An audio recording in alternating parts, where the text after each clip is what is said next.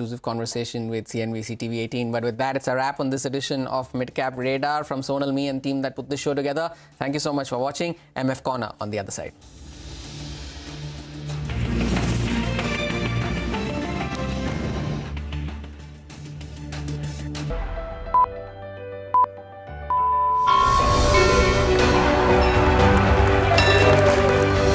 Discounting is high there, but their focus is squarely on the 125cc segment. Now it is contributing 16% of incremental global GDP. Now we are looking at exporting the steel that's made here in India.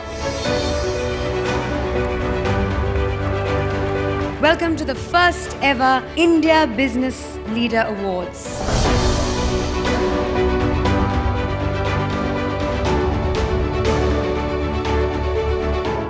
Cars, two-wheelers and vehicles generally being manufactured today are much lower on emissions and much higher on safety. India's technology industry has been at the forefront of cutting-edge innovation over the last 25 years. It's the retail which is the driving force for the market right now. Clearly, we have arrived on the global economic stage.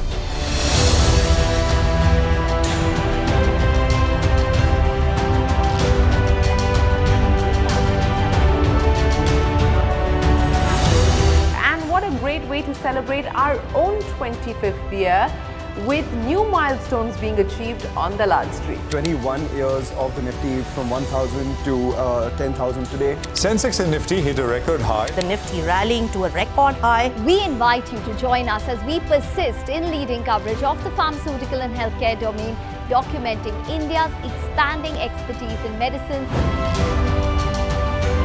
25 years of excellence and unparalleled growth. CNBC TV18, embarking on a quarter century of excellence.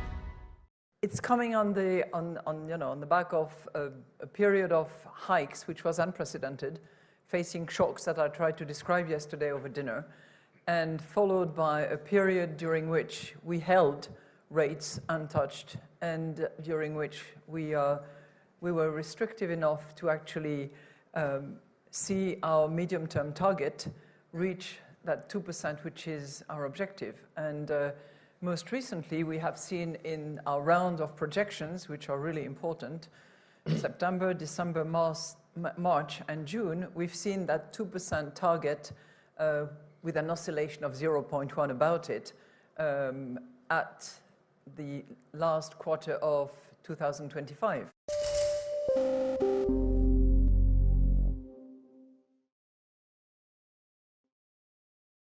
Dr. Sunil, one of the statistics say that only 50% of Indians brush twice a day. Do you think that's simply because of a lack of awareness? Or do you think it's also a cultural issue where, one of the statistics or reports that I was reading indicated that we just don't feel that. Hello and welcome to MF Corner. I'm Sonal Bhutra in the Mumbai studio, and with me today are Saloni Sanghvi, founder of My Wealth Guide, and Kalpesh Asher of Full Circle Financial Planners. We are going to decode today on the show the NRI picture for investing in mutual funds, because there are a lot of do's and don'ts, and if you are an NRI watching the show, do watch it, because it's going to be a complete explainer on what you should be doing and where you can invest. Thank you, Kalpesh and Saloni, for joining us today. Always a pleasure speaking with the two of you. Saloni, let me get started with you and talk about the basics. How do NRIs start when it comes to account opening for mutual fund investments? Are there some provisions of the law that they need to comply with differently than the domestic investors? Thank you so much for having me on this show, Sonal. So I think first, before we get into that, you need to determine if you're a non-resident Indian, if you qualify as per the regulations in India. For that, certain basic requirements would be you need to be an Indian citizen residing abroad or an OCI holder. You need to be physically present in India for less than 180 days if your income is less than 15 lakh, or 120 days if your income is greater than 15 lakh. Or in case if it's just been 60 days, and if you have been in the country for more than 365 days in the last 4 years, then you would qualify as a non-resident Indian. And lastly, if you leave India, for employment or business or for an uncertain period of stay, in the current year, then you could qualify as a non-resident Indian. Now, once you qualify as a non-resident Indian, you would first have to make changes to your bank account, from resident to either a non-resident ordinary account or a non-resident external account. An NRO account helps with all the income earned in India, whereas an NRE account helps to convert foreign currency earned abroad to Indian currency. And any amount deposited in the NRE account must be earned outside. You cannot use foreign currency to invest in India. Secondly, now when we come to mutual fund investments, if your KYC was done as a resident, then that also needs to be updated to, that of a non-resident Indian. And FATCA declaration is again required for all investors. The way to begin investing in mutual funds is you can either do it online through various, portals of AMCs and various other websites. You can do it, filling a physical form, or you can also appoint a power of attorney, somebody as a power of attorney who can help you with those decisions. But just one thing, it's important to check the regulations in the country that you are before investing in India, because every country has different regulations regarding that. That's right. That's absolutely right, because it would be different from different geographies. We take that point, Saloni. Thank you for that. Kalpesh, let me come to you. If you'd like to add anything to what Saloni said, and there have been current changes in the KYC norms as well. What are the documents required from an NRI angle to comply with the same? There's been a lot of confusion on this particular change. Yes, absolutely. I think Saloni has covered all the basics where the NRI investor needs to get started in the first place here. And just a repetition of that is that the KYC form, which is very mandatory now to be filled up, a self-attested PAN copy and the passport copy. And one more thing which people need to understand is that also if you are an OCI, which is an overseas citizen of India, even that self-attested copy of an OCI card, which was earlier known as a PIO, needs to be sent, and a self-attested overseas address proof also is required. Now, exactly coming to that point, what you mentioned about the ongoing confusion about the KYC, I think it's prevalent a lot, and the authorities have taken cognizance of this. And two things I would like to very specifically mention here in the KYC norms for NRIs here is that earlier the thing was that everything needs to be validated, and it was causing a hell lot of a confusion because the email and the mobile numbers were not at all matching, and the local mobile numbers were not available with the NRIs. So now the revised norm for KYC is that a registered mode is applicable and now accepted by the AMCs, and they can start their investment back to normal with the registered mode. Validated is not required. And other thing is, please understand one thing, that Aadhaar card is not required for NRIs. So if anybody who has got a validation done through Aadhaar card, he's lucky and done. But if he doesn't have, he did not run round the bush and go searching for an Aadhaar card, because NRIs don't need an Aadhaar card for the KYC, or generally as per the norms. The other thing which we have faced a problem with the confusion prevailing in the KYC for NRIs is that sometimes the PAN Aadhaar seeding is not in sync.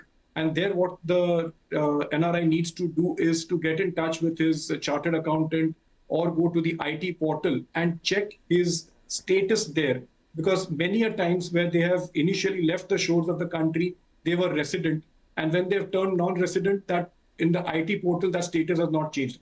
So the CA needs to change that in the IT portal from resident to non-resident, and have an evidence sent to the investor who can then give it to the AMCs, and they would do the needful for that. So I think these norms for the KYCs have now been a little bit simplified. Otherwise, there was chaos supreme everywhere. But I think now it's easing out and things are better now. Okay, all right. That's very helpful, Kalpesh. Thank you so much for explaining that to us. Now let's come to, after you fill the form, and of course we'll talk about investments as well. But taxation is something that everyone wants to know. It's different for everyone. There are so many rates here. Saloni, let me start with you. What about taxation for NRIs? Does it differ a lot from the residents? Taxation rates are broadly the same as the residents. So, for example, if the fund invested more than 65% in equity, Then for any period less than a year, which is short term, it's around 15%. For any period longer than that, it's 10%. For any fund which has 35 to 65% in equity, there now in this case, the short-term holding period is less than 36 months. So in that case, they will be charged tax as per whatever is their slab rate. In case they hold for longer than 36 months, then they would have to pay 20% with indexation. And any debt mutual fund or any fund which is essentially less than 35% in equity, again here, now as per the new tax norms, they would have to pay as per the slab rate or regardless of the holding period. Unless, of course, if they had invested prior to 31st March 2023, then the tax rates of that point apply, which is basically less than 36 months, you pay your short term, which is your slab rate. And over 36 months, you pay 20% with indexation. On dividends, there's a 20% plus surcharge or TDS, which is deducted. Now, the main difference between the resident and NRI is that at time of redemption, you receive the funds after deducting the tax as per the holding period. So NRIs need to file taxes in India even if the income does not exceed the basic exemption limit, especially if they want to claim a refund of the TDS. And they can obviously always claim under ATC up to rupees 1.5 lakh. One thing I think a lot of people think is that they would have to pay tax, in their own country as well as India. So there is something known as a double tax avoidance agreement, which India has with, I think, almost 90 countries. So you can get an offset of the taxes that you have paid in India or in the country of your residence. You also will need to get a tax residency certificate from the country that you're a resident in and submit Form 10F to the IT. Again, obviously, for exact impacts, it would be better to consult a CA who specializes in the country that they're in to understand the exact implications of the taxation. No, that makes sense. Like for mutual fund advice, we come to you guys. It's best for taxation-related laws. It's best to go to a chartered accountant for that.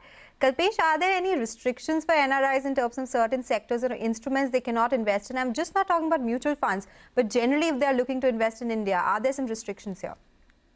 Yeah, so mutual funds, I think there are no caps. It's same as residents. But if you are stretching the ambit to other instruments, first and foremost is they cannot invest in currency derivatives, commodity derivatives, the sovereign gold bonds, or they cannot indulge in obviously the intraday trading.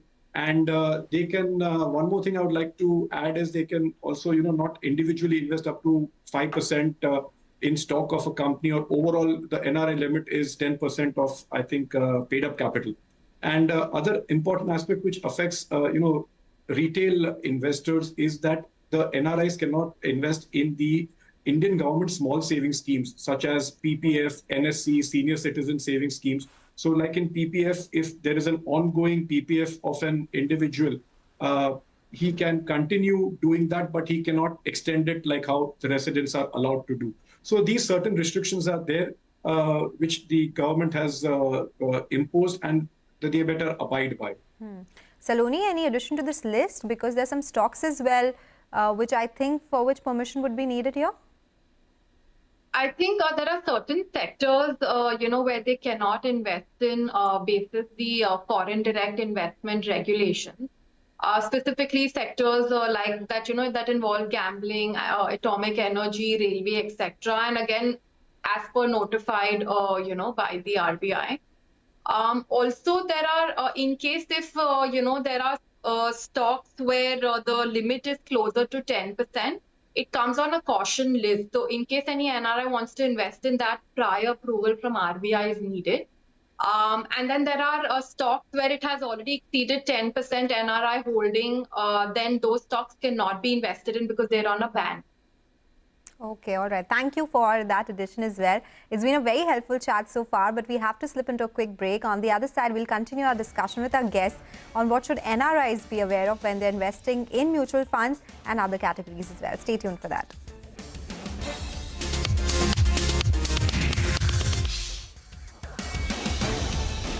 brush more than once a day? It's not a question of need. It is absolutely required. It's a mandate that you should brush twice a day. In the morning, to remove everything that has been lying in your mouth while you're sleeping at night, and the acidogenic bacteria that work on it and create harmful acids, etc., and to generate freshness. And in the evening, of course, to remove all food debris and material that may be going to remain in your mouth through the night. You clean it up, you rinse it, and then you go to sleep. Okay, but what happens if you don't? If you can just explain to us what are the risks of not doing so? So what happens is there's a buildup of what is known as a biofilm on the teeth, and the biofilm contains bacteria, especially bacteria like strep mutans, which is what causes cavities. So, and of course, gum disease has different bacteria, but there is a whole bacterial biofilm that happens in the teeth. So if you don't remove that biofilm, then the bacteria will remain there and they will act on the gums and of course on the teeth. And so the gum disease and the dental caries both will be a factor if you don't remove the biofilm. So it's extremely important, especially at night, because when you've just eaten and then you go to sleep and it has time to act. Is it more of a rural problem? Is it also as prevalent in the urban population? So I would assume, looking at the stats, that the rural problem would be slightly more because also availability of toothbrushes, toothpastes, and other oral health aids is much less than in the urban areas. But awareness, and as Sunil said, awareness and knowledge has to be imparted so that people will be more, able to do what they have to do.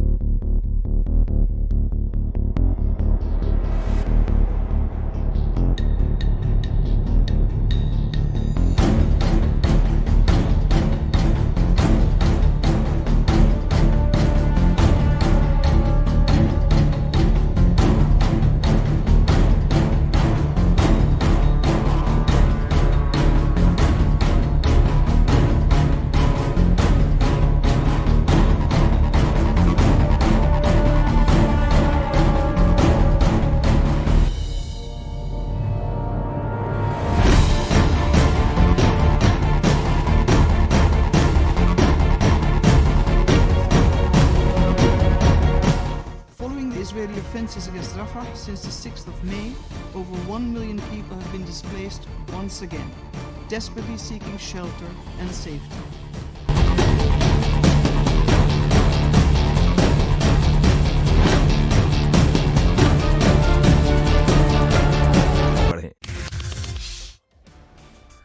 Welcome back. You're still tuned into MF Corner, and today on the show we are discussing what are some of the considerations for NRIs if they are investing in mutual funds in India. And we have Kalpesh Ashar and Saloni Sanghvi here with us to help us with all those details. Kalpesh, let me start with you. What are the other repatriation rules when it comes to dividend NRIs earn on mutual funds and the principal investment?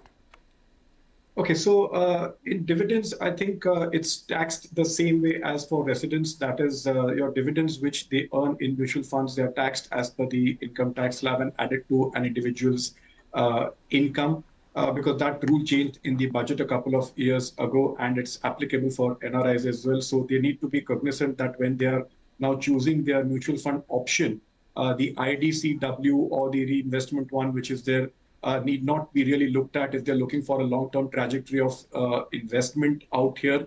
And the growth option is always better for them because this is ultimately going to be added to their income and really helps not in the cash flow as well for them. Second is the more important part is that, like what Saloni explained in the beginning about the differentiation in the NRE and the NRO accounts, that though repatriation is very easy in the NRE account and you don't need special permissions and the money is repatriated back straight through the bank account on a request. While doing that in the NRO account, the NRIs will need to have a 15 CA CB certificate from their CA before they are able to repatriate that money. So money is repatriable, and I think there's a ambit of a capital cap which they have kept of around $1 million per financial year, which can be done through that window as well. So it's always preferable that if any NRI who's looking for repatriation the investment is done through the NRE account, which is an easily repatriable channel. Okay, all right. Take that point. Saloni, come in on this. Are there any other ceilings and caps on the investments that can be done by NRIs in the Indian market that they should be aware of? I think Kalpesh mentioned this. Basically, they can invest up to 5% in any listed company's capital, an individual NRI. And together, the total investment should not exceed 10%. This, of course, can be raised if the company passes a special resolution to that effect. But barring that, as such, there are no other caps. Okay, all right. Take that point. Thank you for that. But Saloni, coming again to you, because you said at the start that you should be very aware from which country you're making these investments. The rules would be different. Does investing in Indian mutual funds have different implications for NRI investors, particularly in Canada and US? Because we do have a lot of NRIs there. Yeah. So I think for NRIs in Canada and US, investing in Indian mutual funds is a lot more complicated because of the tax regulations, also, US, of course, taxes global income, so, that's another parameter. For Canada, NRIs need to report foreign investments to the revenue agency for any amount greater than 1 lakh Canadian dollars, which is around 60 lakh rupees. Dividends are taxed as regular income, but again, you will get credit for that. And in case of capital gains, they are included in the investor's income in Canada, but only 50% of that is included. Of course, you get tax credit for the taxes paid in India. For US, it's a little more complicated. One is obviously you have the FATCA where they need to report assets above a certain limit. I think the second and most important rule, again, which is relevant, is the passive foreign investment company rule, which is the PFIC rule. Most Indian mutual funds and even ETFs are actually classified as PFICs under US tax law. So, what this means is usually the benefit of mutual funds is that, whatever buying and selling is done at a fund level or at a fund manager level does not impact your taxation. You're only taxed when you redeem. But in case of US citizens, that actually has an impact on their taxation as well. So they need to file a form, again, for declarations regarding this. So what happens is that the amount of tax that they'll end up paying on PFIC instruments is actually much higher than if they had invested directly in India in stocks. So, I think especially for US citizens or US NRIs investing in India, it is, from a tax perspective, it is more feasible to look at stocks versus mutual funds because of these requirements. Secondly, a lot of AMCs don't accept investments from, people residing in US and Canada. And even if they do, they often don't allow online transactions. So, it has to be done either physically or a physical declaration has to be provided for each investment made, which also makes it very difficult for an SIP. A lot of people use an SIP mode of investment, so that also becomes extremely difficult in this. Okay, all right. We take that point, Saloni. Thank you so much for that helpful explanation. Kalpesh, I wanted to come to you. My director has just told me we have like a minute left, so would like you to keep that answer crisp. But is there any number to how much of the SIP contribution is coming in from NRIs currently? How big are they part of the retail contribution in mutual funds right now? No, so honestly speaking, there is no number for SIP per se from non-residents. But let me tell you one thing here that, been dealing with NRIs now for 10, 15 years or more. The level of interest and the level of enthusiasm and the actual contribution now what they are making is huge, because they are now looking at India in a very, very serious manner.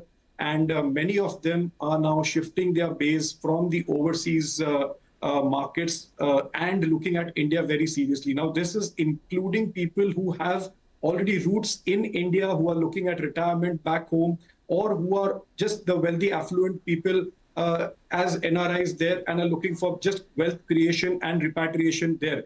But the interest is immense, and I think this is just the tip of the iceberg. And yet, they are following a very discreet and a diligent way. They are not going completely gung-ho over it, but it's up to us now to light up the fire more and, tell NRIs that this is the place to be in. And they very well understand it because they have been seeing the returns generated, which the FIIs or the foreign investors have been missing out. So I think I would like to make it very specific that the contribution to NRIs has been huge, but I think there's a lot to come in. Okay, all right. Thank you so much for that take, Kalpesh. Saloni, it was a pleasure speaking with the two of you, and we'll be hoping to touch base with the two of you very soon again. Thank you. Thanks, Son. Okay, all right. Before we wrap on the show, there's just some interesting data that we wanted to talk about as well, because the mutual fund data for the June will be out very soon as well. So let's talk about the last few months. The large cap funds, they saw inflows of around 5,000 crore rupees in the last 6 months. And it's just top 3 funds that garnered 74% of those inflows. So that's the huge kitty from where the numbers came from. It's Nippon India Large Cap Fund, it's ICICI Pru Blue Chip Fund and HDFC Top 100 Fund, which were the big gainers in terms of flows for the large cap funds. Let's talk about the ones which saw outflows. 2 funds accounted for 75% of the outflows. It's Axis Blue Chip Fund and Mirae Asset Large Cap Fund. So we've been seeing a lot of redemptions from these funds as well. In the mid-cap side, of course, we saw that huge inflow, around 10,700 crore rupees in this 6 months. 5 funds contributed to 75% of the inflows here. The names will come up for you on the screen, and some interesting one. Quant Mid-Cap, there is Motilal Oswal Mid-Cap, SBI Mid-Cap, Nippon India Growth and HDFC Mid-Cap Opportunities Fund. Out of this, there were highest outflows coming in from Axis Mid-Cap and PGIM India Mid-Cap Opportunities Fund. Now, let's talk about the small caps. They have surged in half, 15,000 crore rupees of inflows. Now, 61% of these inflows came in again from Quant Small Cap Fund, Nippon India Small Cap Fund and SBI Small Cap Fund. So there is this interesting data as to how these handful of mutual funds have seen the maximum of inflows which have come in the small cap category, in the mid cap category and the large cap category as well. And in the large caps, these are like 2 or 3 funds which have not done so well, and that's where outflows are being seen. So the retail investors are not liking those funds so much. So we just thought that we'll source that data. It's a report from ICICI Direct. So we thought we'll put that data on the table as well. With that, we'll take your leave on this edition of MF Corner today, but stay tuned for Closing Bell to take you through the last hour of trade.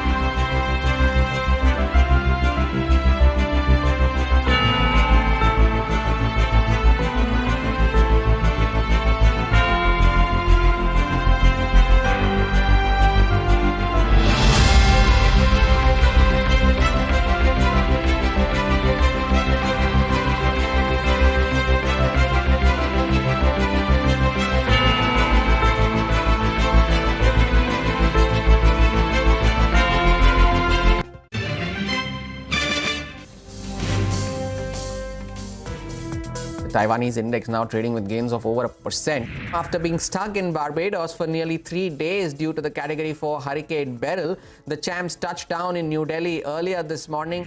On the way down, I mean, we should not break the recent low of 24,056. So the new loans have crossed the 1 crore mark in this quarter. 24,340 is where the Nifty is starting at. We got the market open on our hands. We expect that these heavy-duty trucks and light and medium-duty trucks, they will grow much better in the balance part of the year. We have SEBI, we have RBI, we have digital tracking, we have everything perfect. We're holding up in the green, but we've come off from the highs in the last 30 minutes. Our view is that technology is only as good as its use. So it always seemed to me that it would be a little bit tougher to come down as aggressively as the markets were pricing in. Well, for the markets, it's a 54-point uptick on the Nifty. Sharpest strategies, top market trends, unmatched perspectives, the trading day's most comprehensive roundup. Stay ahead with NSE Closing Bell, broadcasting live from the CNBC-TV18 Motilal Oswal studios in Mumbai.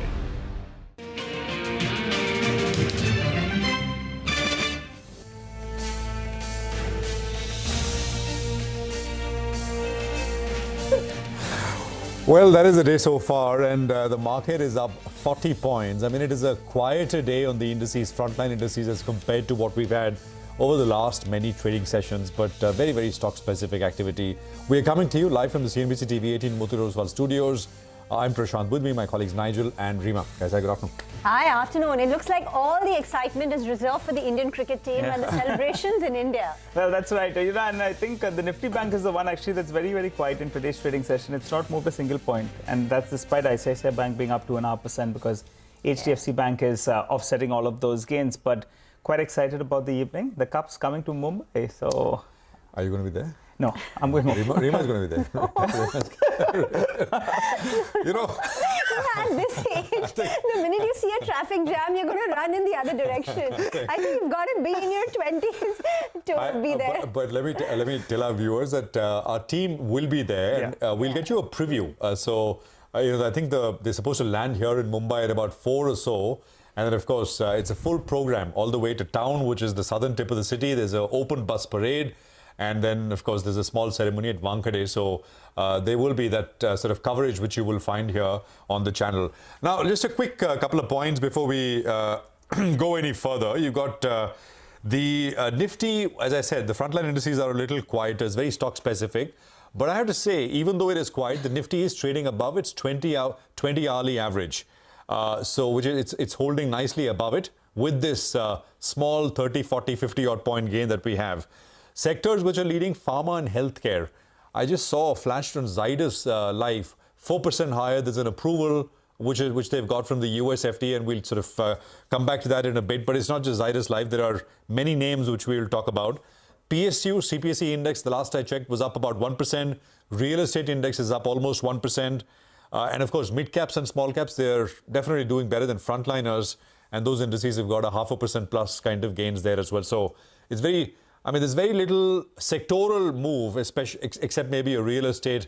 It's scattered, more scattered as compared to the concentrated moves we're getting used to seeing every day in this sector or that sector. Rima. You forgot to say IT. IT is also contributing on the way up. So because I knew you were going to say it. So you just decided to speak about pharma and ignored IT. But, IT is also having a pretty good session. The Nifty IT index is a gain of more than 1%. For the week so far, it's up 4.5%. And in the last 1 month, it's a 17% gain on the Nifty IT index. And now putting up that earnings calendar for you for IT because it's 1 week away. We kickstart the IT earnings next Thursday, post-market hours with TCS. Then you've got HCL Tech, on that following Friday. And the week after that, the others trickle in, like Infosys, Wipro, and some of the mid-cap IT names. In terms of banks, the the Nifty Banking Index is now back in the green. It traded in the green for the first 1 hour of trade. But after that, if you pull up the Nifty intraday of the bank, the Nifty Bank was in the red. At one point of time, it had dipped 300 points, but now it's back in the green now. So that's a positive, a 300-point plus recovery from the day's low. And it's ICICI Bank, which is batting for the large cap banks. ICICI Bank is pretty close to its 52-week high, Kotak Mahindra Bank too is seen some buying in the last some time, and HDFC Bank continues to sulk. Bajaj Finance is under pressure despite a strong Q1 update, so that's a bit disappointing. You spoke about pharmaceutical names, and they are seeing some intraday buying.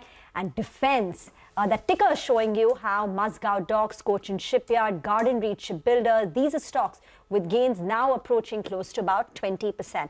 And a quick word on the cues to watch. Well, cricket aside, the Nifty weekly expiry. Remember, US markets are shut today, but in terms of economic data, the initial jobless claims will be out at 6 p.m. India time, and the Vodafone price increase, the tariff hike, is effective today. All right, let's get straight then to Mitesh Thakkar, who's standing by. Mitesh, it's a quiet day on the Nifty Bank. The Nifty is still doing okay with a gain of around 60 points. But we were unable to build on to those gains. We started off with a gain of around 40 points. At one point of time, we were up more than 100 points. But I think that 24,400, 24,450 is appearing like a bit of a resistance zone. Your trade on the index, and what's your stop loss on the downside? Good afternoon, Ajay. So I think today it's a quieter day, but to me it's a sectoral rotation day. I think today IT is the one which is leading the rally on the upside, or which is giving good support to the index. So I think that is not a very unhealthy thing. It's actually a good thing. So I won't really worry about the fact that the index hasn't gained much, but maintain a long bias. On the stock side, Persistent is a buy with a stop at 47.10. Look for target of 48.50, 4900. And that apart, I think Laurus Labs looks like getting into some kind of an up move. So that's a buy. Keep a stop below 448 here. Look for targets of 470. Laurus Lab and Persistent Systems. Persistent Systems amongst the mid-cap IT is likely to post the strongest growth at close to about 5% on a quarter-on-quarter basis. But now let's get you a CNBC TV18 exclusive after sources say that over 100 DGCI notices have been given to insurance companies are now defunct. Tim C joins in with the details. Tim C. Well, that's right. What we are given to understand from sources is that the insurance sector is set to get GST relief. Over 100 DGGI notices worth 20,000 crore rupees will now become defunct after the recent GST Council changes that have been now notified by the government. Companies will also get the demands that they have already paid against these notices as ITC refund in their ledger. Just to remind our viewers that 53rd GST Council has notified clarifications with respect to co-insurance, reinsurance, treatment of wreck and salvage, etc. in terms of supply. And remember, insurance companies were facing the heat of these DGGI notices. Since last 2 years, the Directorate General of GST Intelligence was claiming dues since July 2017 onwards. And now all these notices are set to get suo motu defunct, since the clarification says that these will not be considered as supply. Thus, no GST is submitted that is being levied on these companies. Dimsi, thank you very much for that. Deven Choksi is now with us on the show. Deven, afternoon. Thank you for joining in. Wanted to get your thoughts in on Bajaj Finance. The numbers look very good, and AUM growth of more than 30,000. The new loans have gone up 10% on year-on-year basis, and they've crossed the 1 crore mark for the first time ever. And even that RBI ban was lifted, I think, on 2nd of May, and that helped Bajaj Finance with the momentum. But the stock is under pressure. What explains that? Yeah, Rima, good afternoon. Well, I think the market probably judges the companies based on the valuation. And if you look at the last 12 months, trailing 12 months valuation, it basically states that I think it is about 5.5 to close to 6 times price to book value. That's where probably I think the stock is not performing in the marketplace, whereas fundamentals remains absolutely strong and convincing. Year over year, 30% kind of a growth is continuing, and they have the best ability to manage the risk, which is also significantly important from a perspective of looking at the lender's book. On the other side, well, despite of challenges, I think they've been successful with the liability franchise. So all in all, put together, I think fundamentals are never questioned. On the contrary, I think the Bajaj Housing Finance, which is now getting into the public market, will also, I think, start getting reflected in the books over there.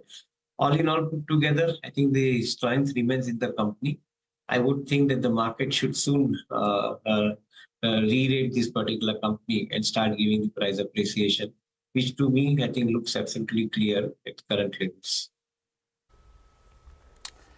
Okay, all right. Thanks a lot for that, Devin. Well, let's focus on some of these cement companies and let's understand why some of these companies have come in for pressure today. Well, if you look at it in the last few days, actually, some of these cement stocks have been buzzing on hopes of consolidation, hopes of, better pricing that's coming about. But in today's session, actually, cement is seeing some selling pressure. Ramco Cement as well is down close to around 2% odd. Let's give you a few reasons. First off, weak pricing. Pricing is under pressure. It's been under pressure for 2 straight quarters. Quarter 4 of the last last fiscal, that's quarter 4 FY24 was weak. Quarter 1 FY25 as well was weak. And now we have the monsoon, so pricing pressure is likely to remain weak. In fact, in the month of July itself, we did see that there was some trepidation on pricing. And in June, prices were down by 1 to 1.5%. On a sequential basis, if you compare quarter 1 of this fiscal with quarter 4 of last fiscal, pricing is down by around 2 to 2.5%. On a year-on-year basis, the prices are down by around 5% odd. And dealers are hoping for price increases, but that's not really coming about. So that's on pricing. Point number 2, volume growth is a little bit soft in the first quarter of this year because we had the general elections. So the growth actually was only around 3.5% odd. If you compare it with quarter 4, growth was around 9-10%. Even after the last full fiscal, it was up by nearly around 9 to around 10% odd. So in relative terms, the growth on a year-on-year basis is a little bit softer. But point number 3, you put both of them together. That is weaker volume growth as well as weaker pricing. Well, it will result in EBITDA per ton coming in lower. And Jefferies has put a couple of data points to it. They're saying on a sequential basis, EBITDA per ton will be down by around 130 rupees. And on a year-on-year basis, it will be down by close to around 40 rupees. Point number 4, well, there's a scramble for market share. The larger players are getting bigger, but they want to maintain their market share. So they're consolidating, buying out the smaller entities. Smaller entities, either they sell out or they'll struggle. So you're seeing some consolidation, but there's a push of volume, and that's what's going to keep pricing under pressure. The street, though, is waiting by for some kind of consolidation in the sector. A couple of reports suggest that maybe there'll be a couple of assets that will be picked up. My ear to the ground as well, I believe there are a couple of assets that will fold up in the next 6 to around 9 months or so.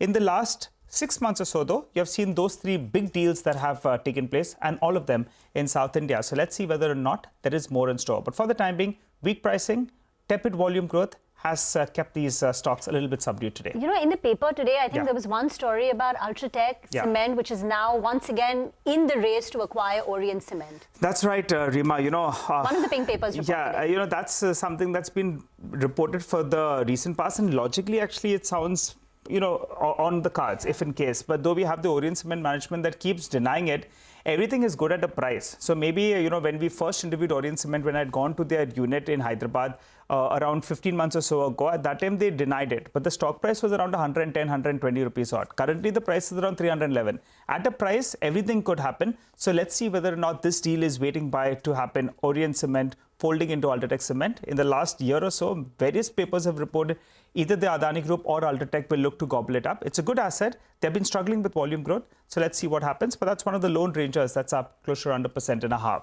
Let's get in, Devin, into the conversation then. Devin, we put out a couple of reasons why cement stocks are under pressure. How would you play this theme? Will you look at the smaller names, or do you believe that the larger are going to get large? So you rather stick to them. They have cost advantage, pricing advantage, volume advantage. Your take. Yeah, Nigel. Clearly, the advantage goes to the larger player, and I think that's where I think your money should be. On one side, you have Ultratech, and other side, I think Adani Group of stocks, the cement basket. I would think that these 2 large players, along with Shree Cement, probably are the ones I think which should be in your portfolio, vis-a-vis I think the smaller ones. Clearly, they are also enjoying the advantage, I think, as far as the inorganic growth opportunity is concerned. Look at likes of Ultratech Cement. I think it's putting at a EV to ton of around $260 to a ton kind of a valuation. Whereas I think the smaller and mid-sized companies are putting at 130 kind of a dollar to a ton. So from that perspective, I think they have got a clear advantage in form of arbitrage in form of the acquisition, which would be, I think, a significantly advantage to those companies. But in my viewpoint, I think one should stick with the larger companies. Also because of the fact that the pan-India presence, I think you are meeting the regional pressures very significantly. And that's where probably I think the profits are made. So to me, I think the larger players makes more sense in the group.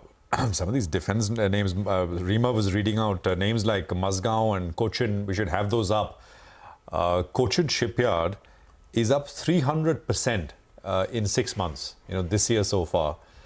And I was just sort of going and looking at who owns it. There's one mutual fund who owns it. That's Nippon India, 1.6, 1.7%. And but the public owns about 20%, but no prominent shareholders. Some 4 lakh shareholders. Overall. And of course, the government of India is the promoter. Just 300%. And it's not as if it's kind of sort of. It's done well in 2023. It's done fantastically well in 2022. Was 200, I think, rupees or so. Close to 200 rupees it ended 2021 at about 180 bucks. It's at 2,700 rupees now, Cochin Shipyard. And I think something similar should be the case with Mazgaon in terms of very thin institutional ownership and, of course, a large number of retail shareholders. Devin, any thoughts on these names? Defense has done well, but even within defense, I think some of these shipbuilders, outstanding performance. Absolutely. I think they have the advantage of having the larger visibility of order book. You're having in both these companies' case, I think, a visibility of at least 2 to 3 years of order book, which is continuously pouring in. So from that perspective, the sustainability of the business momentum is going to be significantly important. It's going to be high for these companies. On the other side, they have the ability to deliver also, but I think that is not as high as I think the way the premium valuation has been given. So in my viewpoint, I think 15 to 20% kind of a growth is a natural growth for them to assume because of the larger order book size that they have. But whether they would match the market expectations, where the market has given the significantly high amount of premium valuation, I'm not too sure.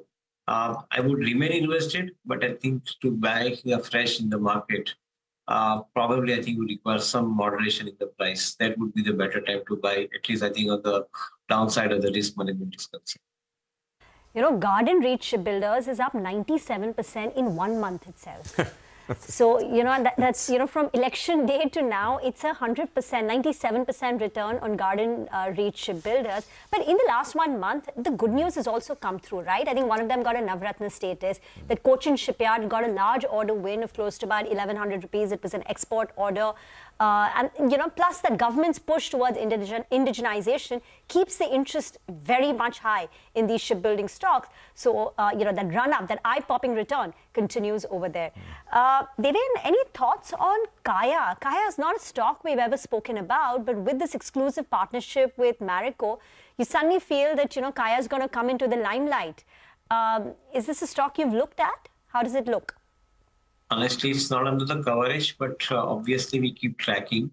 So from a point of view of, I think, looking at this particular company, I think the advantage that the Marico's reach, distribution reach, is going to play a role, wherein they are basically collaborating with Kaya for the purpose of distributing the personal care product portfolio. And that's where probably one can argue that this company would have advantage of Marico's distribution reach in form of, I think, getting higher amount of sales reported. But yes, that's a potential. I think how big it would be, I think the time will tell. Since we don't have the coverage, we won't be able to deal in detail about, I think, the values and the valuation of this product. Okay. All right. We'll, thank you for joining us, Devin. Good speaking with you here as always on CNBC-TV18. You were mentioning Garden Reach shipbuilders. There is, again, I'm just looking at the holdings here for Garden Reach, right? No FIIs. There's one mutual fund, which is HDFC Mutual Fund. They own just under 5% stake. And Mr. Ramesh Damani owns 1% of the company.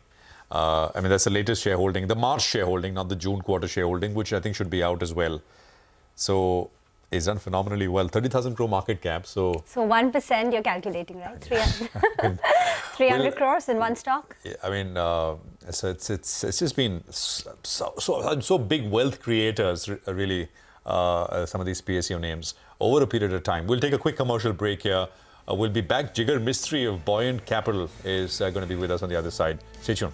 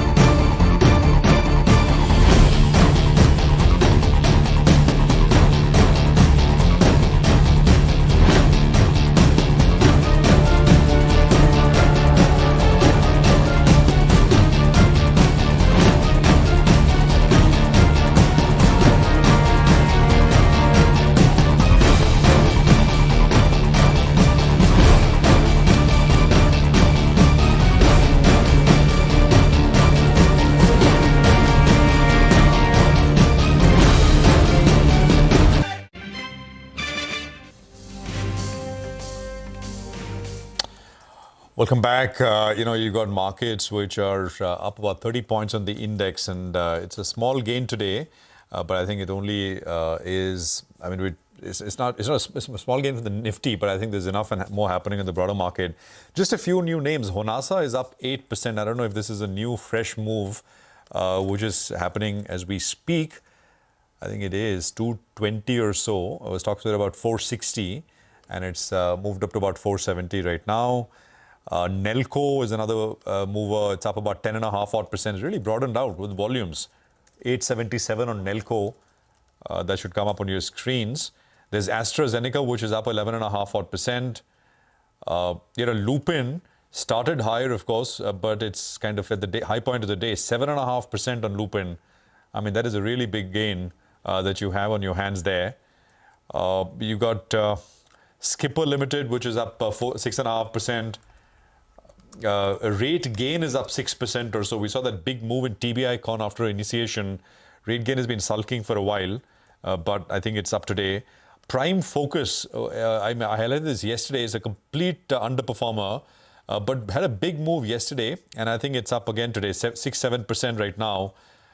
So this sort of render animation and special effects for lots of Hollywood studios. Fairly large operation, but stock's not done anything at all. Traxon is up about 6.5%. And Advanced Enzymes is another one which is up about 6.5%. So actually, even as we go into the last 45 minutes of trade, I mean, I think there are more and more movers coming through in the broader markets. Jigar Mistry is with us, co-founder of Buoyant Capital. Jigar, good to have you with us here. Thank you very much for your time. So before we get to quick views on the market, I mean, if you want to start with that, just preface your answer there. But what I really want to ask you is, what have you done lately, Jigar, in your portfolio? What have you added? Because flows are coming in. Yeah. Good afternoon, Prashant. Thank you as always for inviting us. See, I think we can keep talking about valuations and how sort of that is, looking a little bit off, earnings are not catching up. But we are doing the numbers as we are speaking. And if you look at the lows of COVID, then the total retail ownership of each and every company in India, if you take market cap times retail ownership, total that number up, that was at around 8 lakh crores, right? 8 trillion INR. If you look at the latest numbers, that's upwards of 60 lakh crores, right? So 60 trillion. So retailers, 14.8 crore demat account holders, have cumulatively generated a net wealth. Some of it might be inflows, preface it, but a net wealth of in excess of 50 lakh crores in under 4 years. Just to tell you how big that number is, the total household savings in India, including gold, real estate, everything, equity ownership, is 14 lakh crores a year. So net, you are essentially talking about retail having made so much wealth, and predominant of it is in small and micro cap space, that each and every opportunity is essentially an opportunity to buy and add more. We have had a seminal event in the decade, transpire last month with BJP not getting as many seats as market expected them to. And that was brushed aside, and we ended the month like 7% higher. So I think just because of the net sort of zeal and enthusiasm with which retail seems to be approaching this, it's just taking a few sections of the market really high.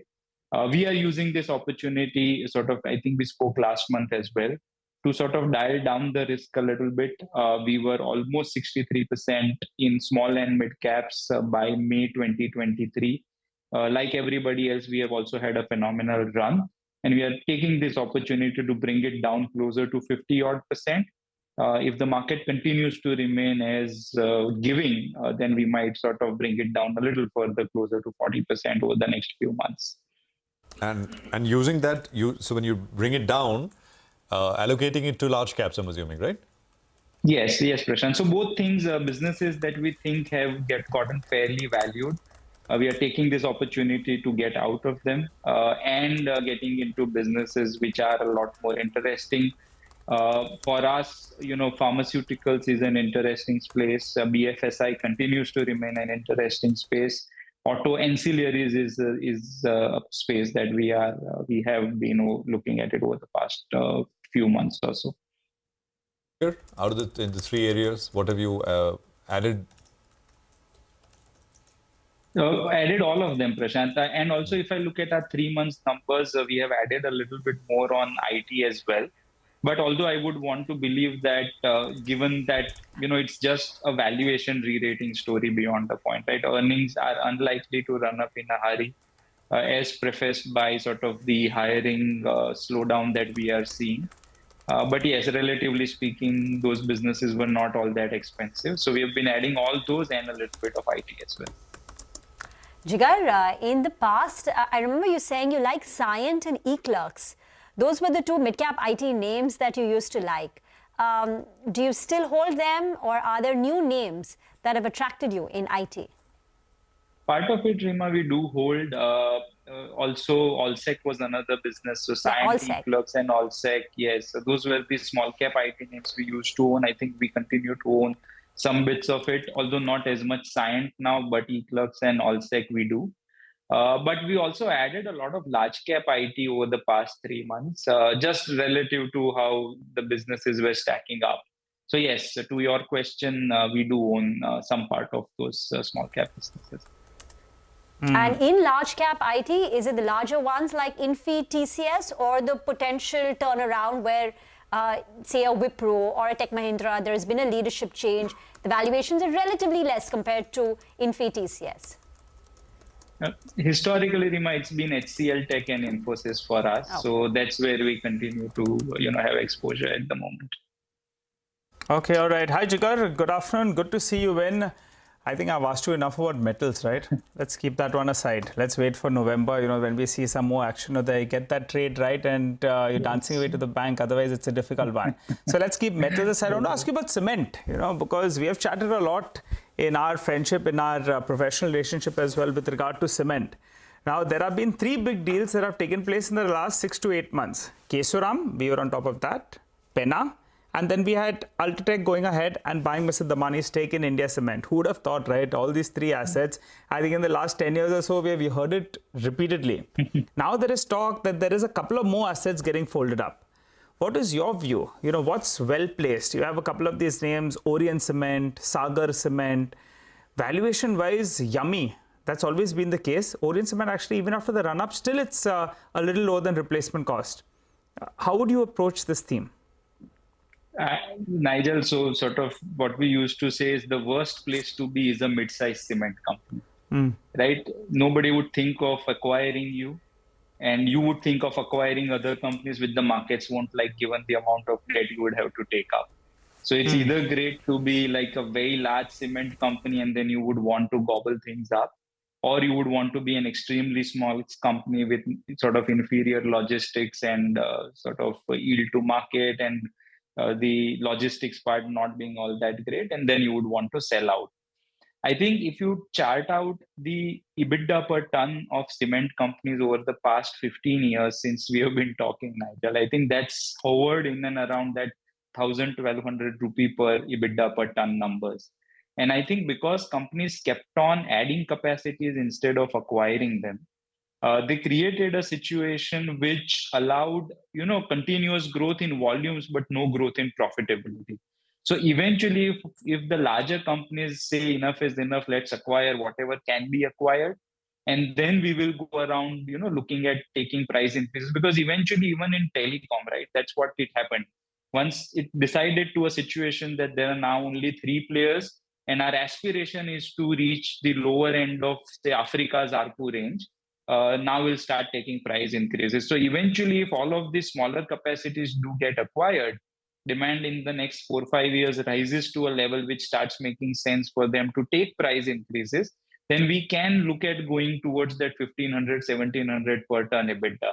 So I think the better place to be, because smaller companies would still be, acquisition premium if it's a binary trade, right?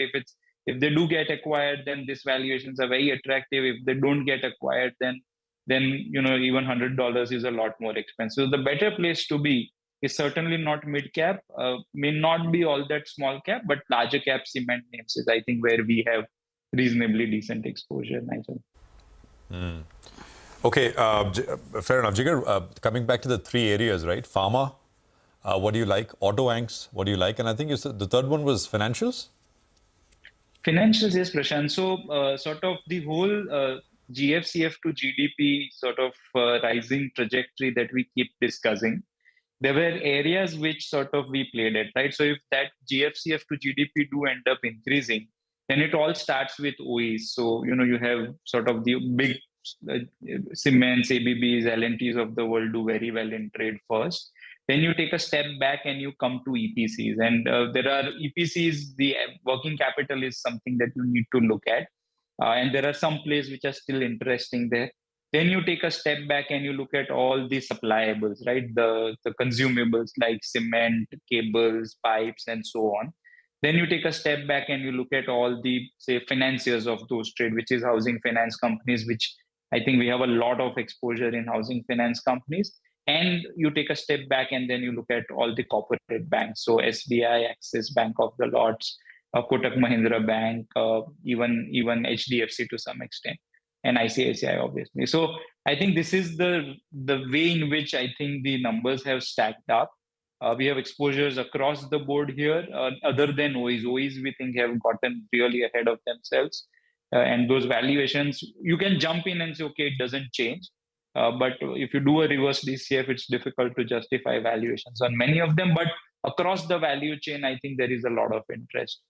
On the second part, which you mentioned, which is automobiles, given the disruption that we are looking at, it's better to stay with a little more, the auto ancillary side of things rather than the OE side of things. So that's where we find our largest exposure. A lot of auto OEs are also getting diversified and getting into some amount of railway work, because at the back end, they're able to cast and forge things along the way. So that's where we have reasonably good exposure. In the pharmaceuticals chain, I think the older names remain, but increasingly, there are a few niche plays that are coming up. In contrast media is where we have had a reasonably decent exposure on an incremental basis. So this is how sort of... Jigar, which one? Sorry. The contrast media. So there is this company called Bluejet. Bluejet is an emerging company in the contrast media space. And Indegene is also an interesting space, but it's difficult to classify it, whether it's an IT company or a IT company in a pharma business. So you can split it either ways, but those two are the interesting names that we have come about to. Okay, Bluejet and Indegene, right? Yes. Got it. Next time our next conversation will start with those names. So Indegene is one of the recently listed companies, and which is why he said it's a mix between pharma and IT, because they provide digital marketing to pharmaceutical companies. So their clients are pharma companies, all the pharma companies, but they have a platform, a tech platform. Yeah. So which is why it's at the intersection. 539 is the current market price, and the price band or the issue price was 452. So the stock has done pretty well since its listing in May. So about 2 months to go. But I mean, in a market like this, I would say it has not done so well. 25%, which means there could be an opportunity, and I think that is why Jigar is. Maybe. I'm assuming that's why Jigar has gotten in. By the way, who tracks this then, Ekta or you? Ekta. Anything less than 20% in this week is not doing all that well. So. All right, Jigar, great speaking with you, but we'll sort of dive into these names and more names next time. Appreciate you joining in, and it's always great speaking with you. I think 10 points, by the way, the markets come off. We started with a 50-point gain on the Nifty, 24,300, but we're up just about 10 points now. So that's the picture. We'll take a break, but we'll leave you with some comments from Ramdev Agarwal, Chairman and Co-founder at Motilal Oswal Financial Services.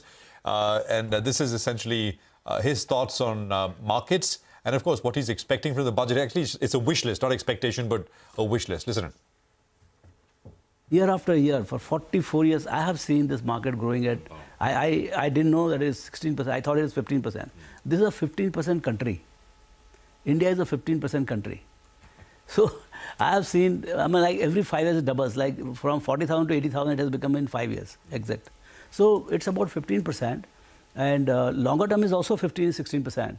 So there is no reason to believe that going forward it will be anything significantly different. It might become 14, it might become 16. So if you go at 15, I mean, let's keep the base rate 15. In 5 years flat, 2029, you will be 1,60,000. Retail, which is, see, in 1.4 billion people, at least we should have 500 million people in the market. We still have only 160 billion or 100 billion. So this journey of inclusive development of the markets, because the risk capital is going to come from not from the top end of the population. Risk capital will come in a truly distributed way from across the country, and that is the revolution which is on. I don't want any tax concession for sure. It must be made very, very fraction free. The capital market should be the most friendliest capital market in the world. Should be India. So completing the loop on the budget. Yeah. You say no changes. That's broadly, from a taxation perspective. We should not be changing. Yeah, I think we are in a very good equilibrium. I would expect that there should be some boost to the consumption. The guys who are not paying tax, in any case, you have no control on. The guys who are paying tax, you can reduce that. Like I would say, up to 12 lakhs, no tax. I'm a farmer. No tax till 12 lakhs. मतलब उसको he should not know where is the income tax office like. 12 lakhs rupees means a lakh rupees. All the PSUs, they were discarded for, I would say, 10 to 12 years or maybe 15 years. They literally came to zero performance 3 years back in our wealth creation study. And so it is making up for the last 15 years of lost valuation. I mean, things came from, say, 12, 13, 15 P multiple to 2, 3, 4, I mean, low single digit P multiples. Like quality, I don't know, even now it was a single digit. Yeah, 8 and a half. Yeah, so it was, this is despite doubling, so it was 3, 4 P multiple. Your HPPP house is still at about 5, 6 P multiple or 7 P multiple. So clearly, the PSUs were depressed beyond anybody's imagination, and now under this government, I think the PSU profit performance is also very good.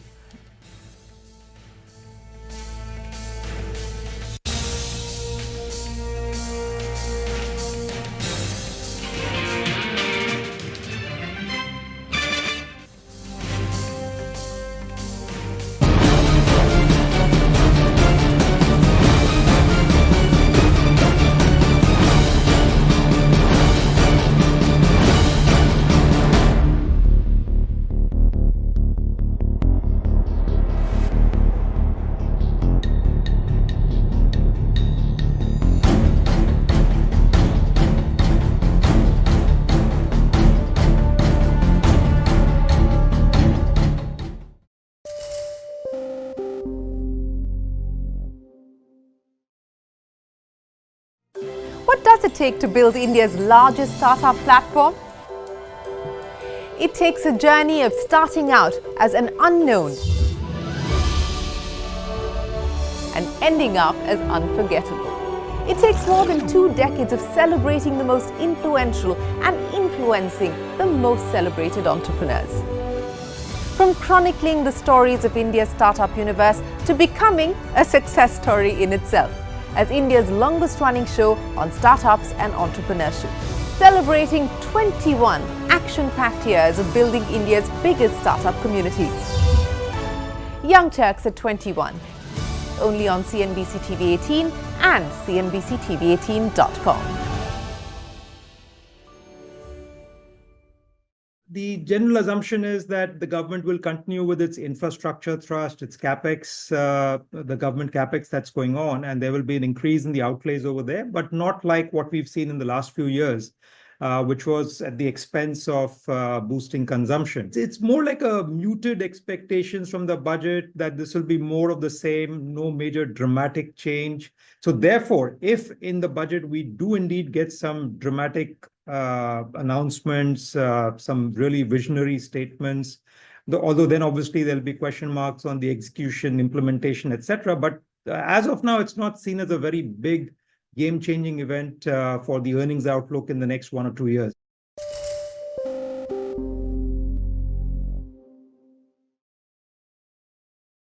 It appears to be some 382% jump in sanction and some 67% jump in disbursement. But disbursement and sanctions by and large used to be in the range of 50% plus percentage. So, and if you see the sector, in general, sector growth is there, but yes, we are always a little higher than the sectoral growth because of our strength in our core competency.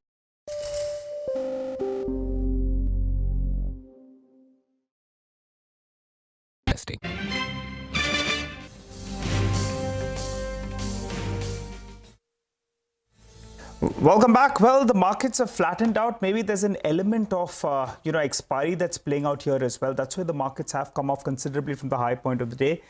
Dredging Corp, well, that's got a contract worth 150 crores from Kochi Port Authority. So that's locked up close to around 5% odd. It's up today, but I think if you pull up the last few days as well, that's been one of the big movers for the time being. We have some fundamental news, so you can digest that piece of news. Well, let's get in Mitesh Thakkar. Mitesh, the markets have flattened out. The Nifty's in the red, by the way, as we speak. And who slipped in the last few minutes? So let's get a few of those stocks. I think Reliance has given up all of its gains. That was holding one end up, so that slipped. And HDFC Bank is now down 2.5%. Your view first, Mitesh, on both these two names, Reliance as well as HDFC Bank, and then you could give us your other stocks. See, HDFC Bank, I think this maybe even 10 rupees lower is a good entry point.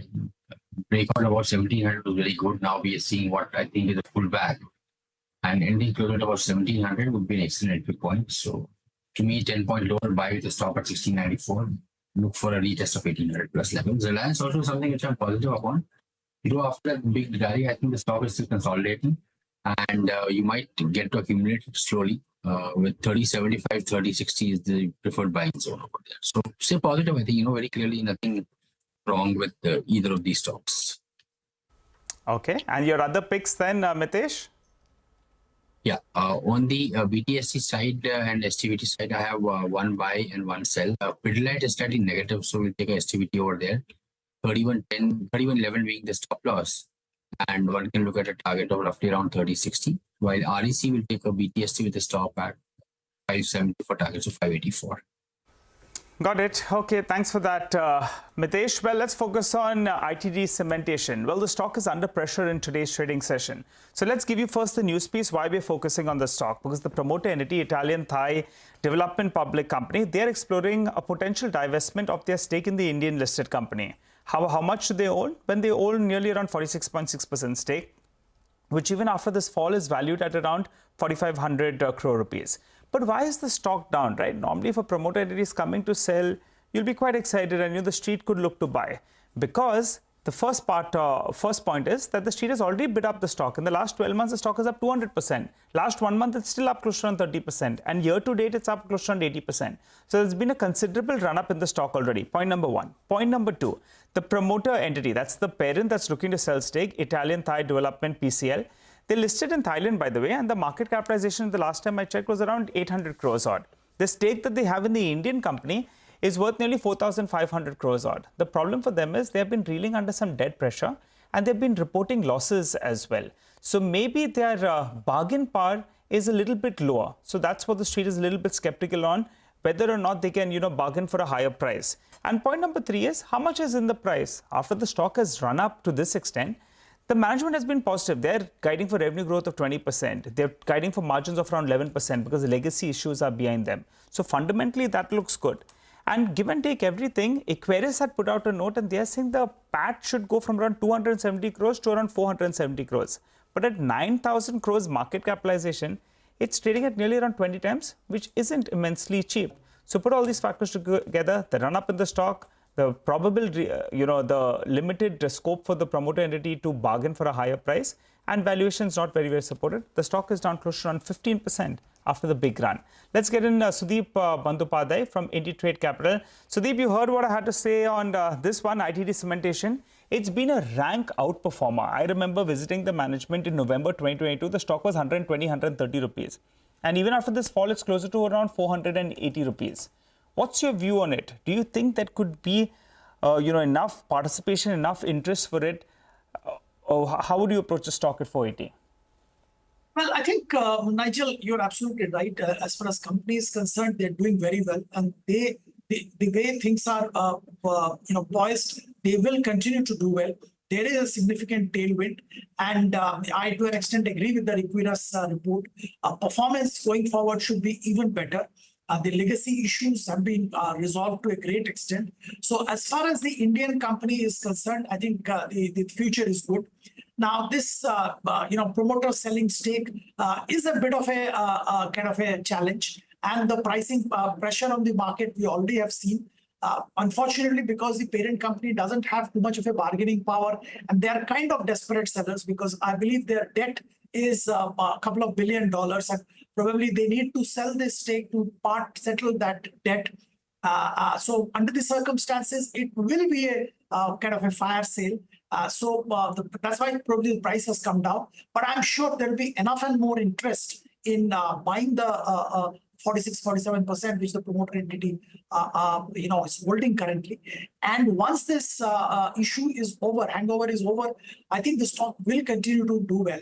It has gone up, but it has potential to go up even further from current levels, sheerly based on performance.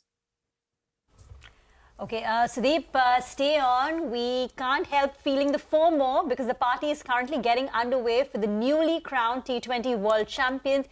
Team India, remember, has already met with the Prime Minister and they must be on their way to Mumbai. And after that, they're scheduled to hold an open bus parade. Yash is now standing by at Wankhede Stadium. Yash, what's the mood? What a view.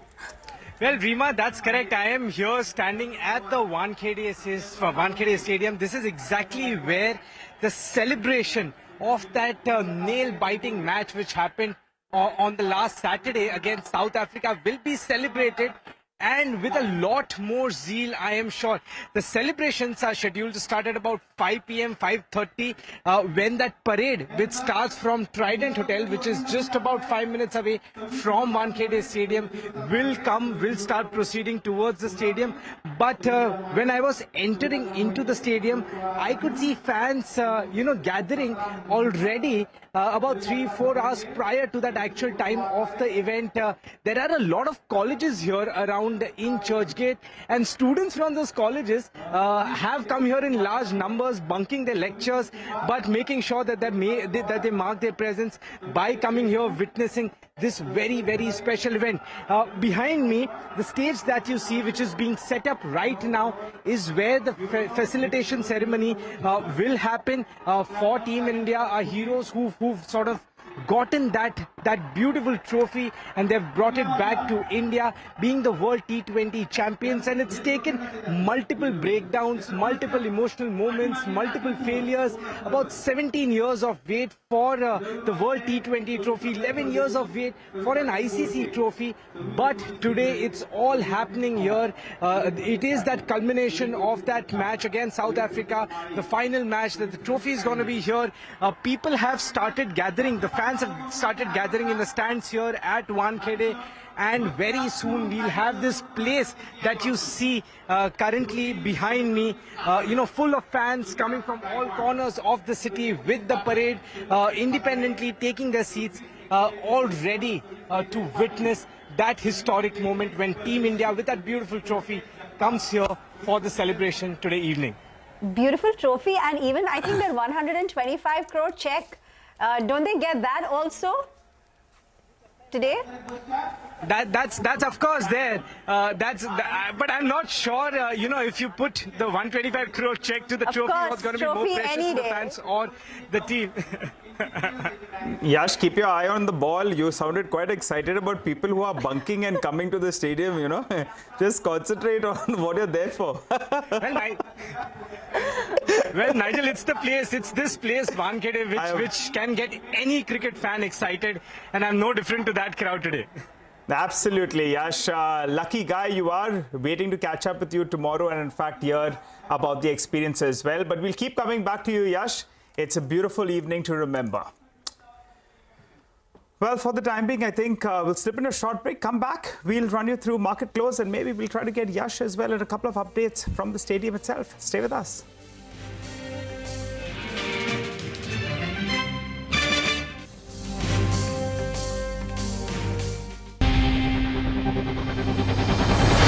CNBC TV18's most comprehensive and award-winning news show, India Business Hour, drops first on YouTube. So get the first access to the most influential architects of policies and politics, the key newsmakers of the day. Discover the big themes as we decode the business of markets, macros and more. Be the first to go to the heart of all the top stories that drive the day's agenda. Catch the award-winning India Business Hour live every night on YouTube with me, Shireen Bhat. India Business Hour live on YouTube at CNBC-TV18 weeknights at 7 p.m.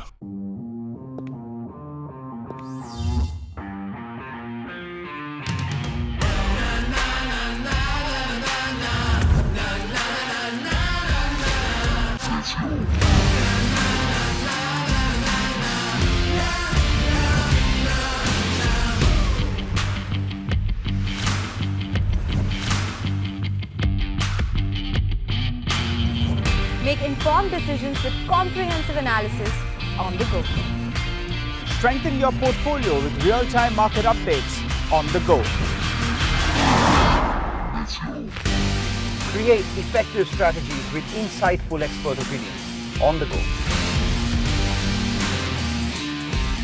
Grow on the go with CNBC-TV18, now streaming live 24/7 on YouTube. 48% is being given by domestic contributor, 52% comes through from export. I would like the ratio by and large, will remain same, but I wish, as far as the domestic is concerned, it tilts, towards domestic. I'll be happy if domestic is 53, 54, 55, and as far as the exports are concerned, that is, 45, 50 or whatever it is. So we do around 45% in chronic and 55% in acute. Obviously, as far as chronic is concerned, the margins are better, and company will keep on, focusing on that.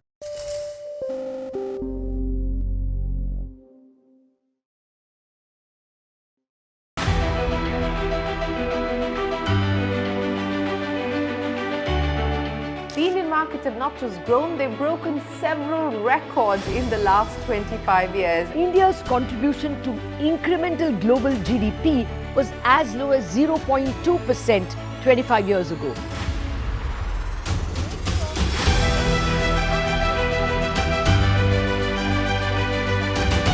Over the last 25 years, CNBC TV18 has closely followed.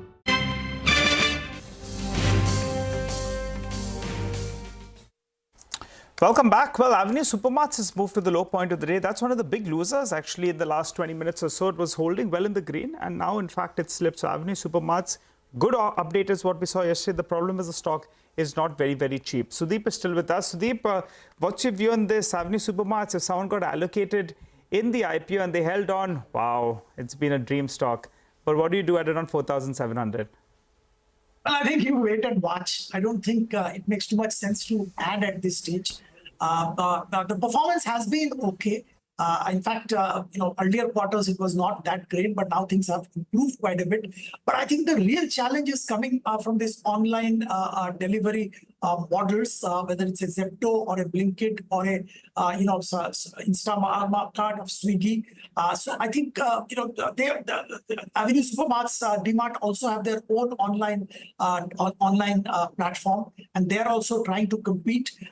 We have to see how things pan out in this entire grocery general merchandising space. It's just too much of activity at this stage, and we'll have to wait and watch. So while the company has done remarkably well at this stage, I won't recommend addition to the stock. Sudeep, I'd asked Jigar Mistry, who joined in earlier, about cement. What's your view? Orient Cement, the street believes that's the next candidate on the block. We'll have to wait for confirmation on that front. Yesterday and day before, there was massive delivery-based buying on that stock. From today's high, actually, it's come off close to around 7%. At around 300 rupees, if not the deal is on, how do you approach it? Well, I think Orient Cement still looks good, even at current price. You absolutely correctly said the replacement cost is about a shade lower than probably that $300 per share valuation. And yes, there can be a deal in the offing. So that will completely change the dynamics. But beyond Orient, I think Sagar Cement, to my mind, should be the next target. And at some point of time, I think that stock is also ripe for some kind of corporate action. So between Orient, Sagar, and maybe even Ramco, I think some transaction may happen in the near future. I think both the big boys are looking at acquisition. Now, the challenge is for the smaller players, it's an extremely inconvenient situation. Either they get acquired or they struggle with these big boys in the market, where their cost disadvantage will become more and more apparent as the days go by. So at some level, probably it makes sense for them to be acquired at a good valuation, unless they're able to themselves scale up, raise money and go and acquire other smaller companies. Now, if that is difficult, I think the acquisition will be the fate of some of these companies in the near future. No, got that. Just want to make a quick mention. By the way, markets, of course, are up about 14 points. So they're off the high point of the day. But we've come off from the day. The day's high was early on, at about 10 o'clock. 24,400 was the high. And we'll basically close about 100 points off the day's high today on the Nifty. But absolutely no dearth of broader market gains. And I think nearly 1,500 stocks are higher. You got about 1,200 stocks which are lower. But the momentum of volume-led sort of gains is clearly and solely with what's happening here on the gainers list. Honasa is up 15% now. It was, I think, we spotted this when we started, and it was about 5-6% higher. From 230 on, I mean, the move began exactly at about 230. Price was 460. It's moved 40 rupees since then in the last 1 hour. So that's a really big move coming in on Honasa. I'm not sure there's any sort of any news, or I'm not sure there's a business update or something, or with earnings around the corner. But clearly, that's a very large move that we have. But it's not just that; it's so much more. Which we'll wrap up for you as we kind of go on. Sudeep, great speaking with you. Thank you very much for joining us for now. And of course, we'll come to you in just a bit from now. We're just sort of starting to wrap things up here. So the Nifty ends at about 24,300, as I said, about 100 off the highs of the day. And I think you've got the Bank Nifty, which will come up on your screen. Never really went anywhere through the course of the day. Almost unchanged today. The small cap index is the other one, which I think has done much better than the Nifty, 0.5% gain on that one. And of course, then you've got the mid-cap index, which has done even better with about a 0.6% gain there. So it's not a bad session. It's a little quiet on the Nifty and the Bank Nifty. That's pretty much it. Rima. Well, let's get to the sectoral movers. The top sectoral gainer today is pharmaceutical, with the Nifty Pharma Index gaining 1.5%. IT continues to see buying. The Nifty IT Index ends over 1% in terms of an up move, 4.3% in the first 4 trading days of the week. In CPSC, particularly, it was the defense names. The Nifty CPSC Index also sees a 1 percentage plus point gain. On the way down, I think banks would be the only sector where you have a little bit of a red. Top Nifty gainers include Tata Motors. You've got IT names like HCL Tech, TCS, Infosys, ICICI Bank. Even though the Nifty Banking Index was flat, and that's because HDFC Bank dragged, ICICI Bank saw some solid buying, and that was up close to about 2.5%. Kotak Mahindra Bank giving it company too. And in the PSU lot, ONGC Coal India. Well, that's right. Quickly, let's run you through a few winners. Mazagon Dock, as we said, 20% up. NBCC was up close to around 10%. You have Greaves Cotton as well. That was up close to around 8%. And Hoodco, no stopping that one, up close to around 15% for the week itself. So quite a few of these stocks, they moved much higher. On the flip side, ITD Cementation smacked back. The stock ended with a cut of more than 10%. To be fair, in the final hour of trade, it pulled back close to around 4% from the low point of the day. A couple of other notable losers. Your Sri Lanka, that was down close to around 2% on large volumes. Bandhan Bank was moving well and it reacted to its numbers, so it fell on rather large volumes, down 2%. Well, on that note, we'll wrap up on this edition of Closing Bell. You don't go anywhere. Markets Forward comes up next.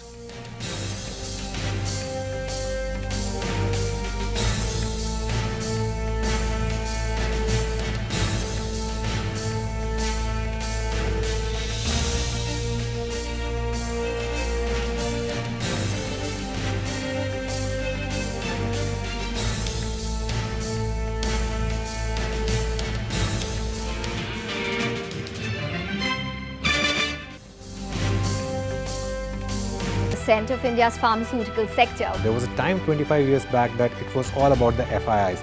If FIIs would buy, markets would rally. If FIIs would sell, market would fall. Earlier, we were net importers of steel. From IT services to SaaS, from consumer electronics to space tech, from mere programming to AI/ML. Cars, two-wheelers, three-wheelers, commercial vehicles have significantly become much more expensive than they were 2 decades ago.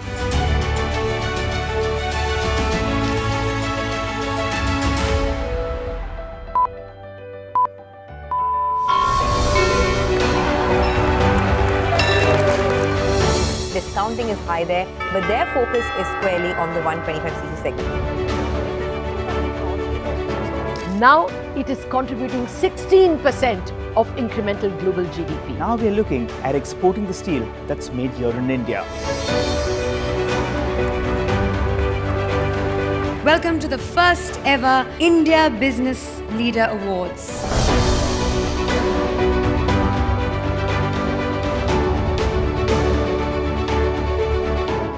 Cars, two-wheelers and vehicles generally being manufactured today are much lower on emissions and much higher on safety. India's technology industry has been at the forefront of cutting-edge innovation over the last 25 years. It's the retail which is the driving force for the market right now. Clearly, we have arrived on the global economic stage.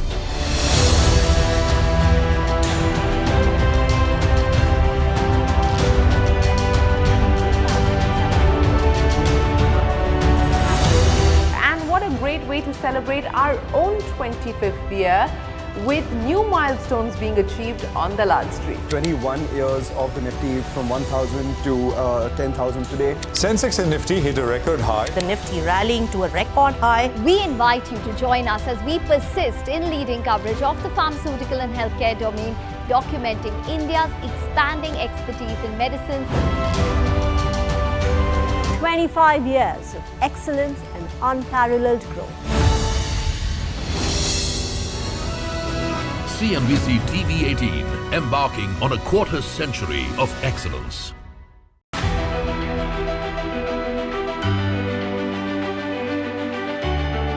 The Indian markets have not just grown, they've broken several records in the last 25 years. India's contribution to incremental global GDP was as low as 0.2% 25 years ago.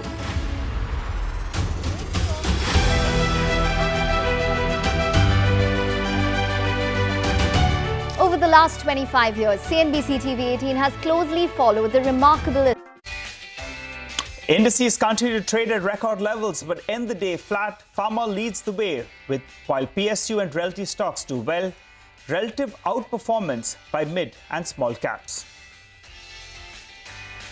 Lupin shares rally after brokerage firm Kotak Institutional Equities double upgrades the stock to add from sell.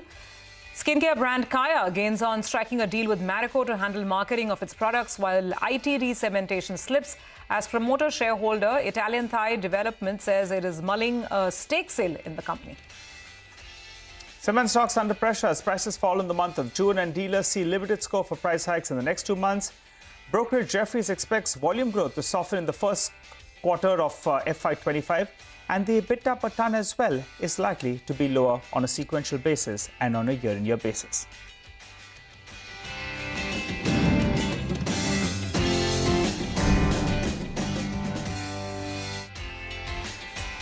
Hello and welcome to a fresh edition of Markets Forward, your go-to show where we aim to get you all the data points with regard to today's session and get you geared up for tomorrow as well. I'm Nigel D'Souza. Join me as always, Surbhi Upadhyay. Hey, Surbhi. Hi, Nigel. So a day of, I think, modest gains, some consolidation, a little bit of choppiness. But the end of it, for what it's worth, it's far more green than red. Well, that's right. We started closer to around the 24,400 odd mark. And we'd made this point earlier today that the strategy on an expiry day was such that the Nifty doesn't go ahead and break the 24,450 mark. And that's the way it did play out as well. The problem today was HDFC Bank. There was a lot of excitement with regard to that MSCI rejig. And what happened post that? Yesterday it made a bit of a peak at around 1,800 rupees odd, and today it ended at the low point of the day. And that's the factor that dragged down the Nifty Bank, because obviously it has close to around 30% of the weightage of the Nifty Bank. What did well? The defensive names. IT has done very well this week. That's up close to around 4.5% for this week. In the last 1 month, it's up close to around 14-15% odd.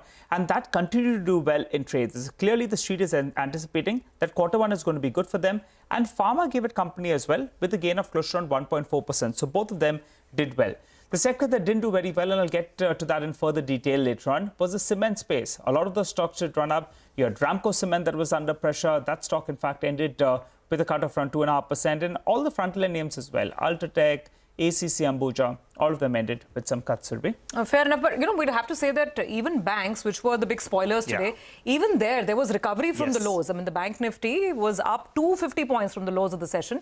So by the end of it, that's what I'm saying, maybe not so bad. But the bigger story was in the broader market. That's where you had a lot of flair in individual stocks. It's also showing up on the index. So there's outperformance. If you're looking at the small cap index or the mid cap index, they're looking much better than the Nifty's close. And even the advanced decline ratio, not as wide or as green as on most days, but nonetheless, I mean, you did have more, green stocks, 1,300 advancing stocks compared to about 1,000 declining stocks. So not too bad. I just want to point out, I mean, some of the spaces of the market, PSUs were buzzing again, and the shipbuilders. I want to end with that. I know Hormuz is going to take it up in more detail as we go along, but just look at the moves. Mazgaon Dock, Cochin Shipyard, Garden Reach. We're talking, I mean, almost circuits on many of these stocks. So absolutely stunning to say the least. Well, that's right. Well, here's what we have lined up on the show for you. We have plenty in store, by the way. As always, we start off with all the top movers and shakers of the day. Hormuz will be joining in. Stocks of the day include Lupin, Kaya, ITD Cementation, while the sector of the day is cement, which did see some profit taking today. We'll also tell you the key reasons behind why all of them were buzzing today. And last but not the least, we'll delve into the key market events to watch out for tomorrow's trading session. But let's get to the action. Hormuz, as always, is standing by to give us a neat summary of all that moved and shook today. Hormuz. The bigger takeaway is that tomorrow is a Friday, so you'll take a lot of heart from that. But you mentioned defensives and you spoke of IT. We'll get to IT in just a bit. But the bigger aggressor among the defensives was Pharma in today's session, and Lupin after the double upgrade ending 8% higher today. Another name that springs up, Laurus Labs, an underperformer, and that ended 4% higher as well. Walk hard for the 13th straight day, gaining, ending at the lowest point of the day, but still ending 5% higher. Zydus Life and Sun Pharma also had a good day. You mentioned IT, and that continues to lend support even as the banks are a bit wobbly in the last few sessions. Coforge, HCL Tech, Persistent, the two index heavyweights, Infosys and TCS, also putting their hand up ahead of the earnings season. Defense stocks, of course, they continued to shine. Mazgaon Dock, we'll talk more about it in just a bit. 5,600 now on the stock. 20% circuit there, 10% circuit on Cochin Shipyard, and almost 10% circuit on Garden Reach as well. And BDL and HL also seeing some minor gains, if you can call it that, in today's session. Plenty of business updates that came out. Bajaj Finance, Suryodaya Small Finance Bank started off well, but then cooled off as the day went by. You can say the flip side for Vedanta, didn't start off that well, but ended almost at the day's high, 1.5% higher there. Bandhan Bank and ITD Cementation, not technically a business update as such, but something related to the business, 15% lower there as well. And lastly, some stocks that gained on the back of volumes. AstraZeneca, another pharma name there, 12% higher. Inox Wind, 10.5% after the net debt-free status that the company is about to achieve. Lloyds Metals, Bajaj Holding and Honasa Consumer 15% higher on the stock at 500 rupees today. Back to you guys. All right, Hormuz, got it. Thanks very much. Very interesting action on individual stocks today. Well, let's take this forward and discuss it with our guests. Joining us today are Sudeep Bandyopadhyay, Group Chairman at Inditrade Capital, and Shilpa Raut of Prabhudas Liladhar. Ladies and gentlemen, thank you very much for being with us. Shilpa, let me ask you first on the market's overall texture, and whether you are still looking at trades on the long side, specifically on banks and the Bank Nifty, because we had that move from HDFC Bank yesterday, but we didn't have much of a follow-through today. So how are you looking at both the Nifty and the Bank Nifty now? So if we talk about Nifty, yes, the momentum is still intact. You see that 24,000 zones are quite strongly held on to. And we had been talking about 24,300 and 24,500 in coming days. So target 1 is done and dusted. So probably target 2 will also be, following through from here. Talking about Bank Nifty also, we have been saying that 53,500 to 54,000 are the zones where, we will be looking at the index in a few sessions. So it's almost there. No, I mean, I don't see any sort of, trend reversal from here. But yes, HDFC Bank, little, been subdued today. We will have to look at there because that was one counter that has been, carrying on this rally, very, very single-handedly till now. But still, banks and IT, they're still looking very good. I don't see that, we should be worried a lot from here. Maybe a couple of sessions of little pause and then again the rally starts. All right, got that. Shilpa, stay on. We'll have more questions for you. Let's get started with our stock analysis of the day. And the first one is Lupin. Now, this one was jumping up 7% in trade after Kotak Institutional Equities has double upgraded the stock to an add rating. Earlier, they were on the sell side. They said sell, and now they're saying add. So that's why it's a double upgrade. Sudarshan is here with the details. Sudarshan, what is suddenly making Kotak so optimistic on Lupin? So first, Lupin was one of the top mid-cap gainers and closed with a gain of more than 7% after Kotak Institutional Equities has double upgraded the stock to add from sell, and target is raised to 1,805 from rupees 1,400 per share. And this is on the back of its expectations of Lupin surprising positively in US sales in FY25-26. It expects 12% growth in US sales in FY25 and 11% in FY25. And the reasons it has given: first one is Spiriva and Albuterol will remain critical with a combined US sales contribution of $216 million in FY25 and $188 million in FY26. Also, it believes no generic competition expected for Spiriva at least till H1 FY27. And two more products that will be key to driving US sales are Myberetrek and Tolvaptan.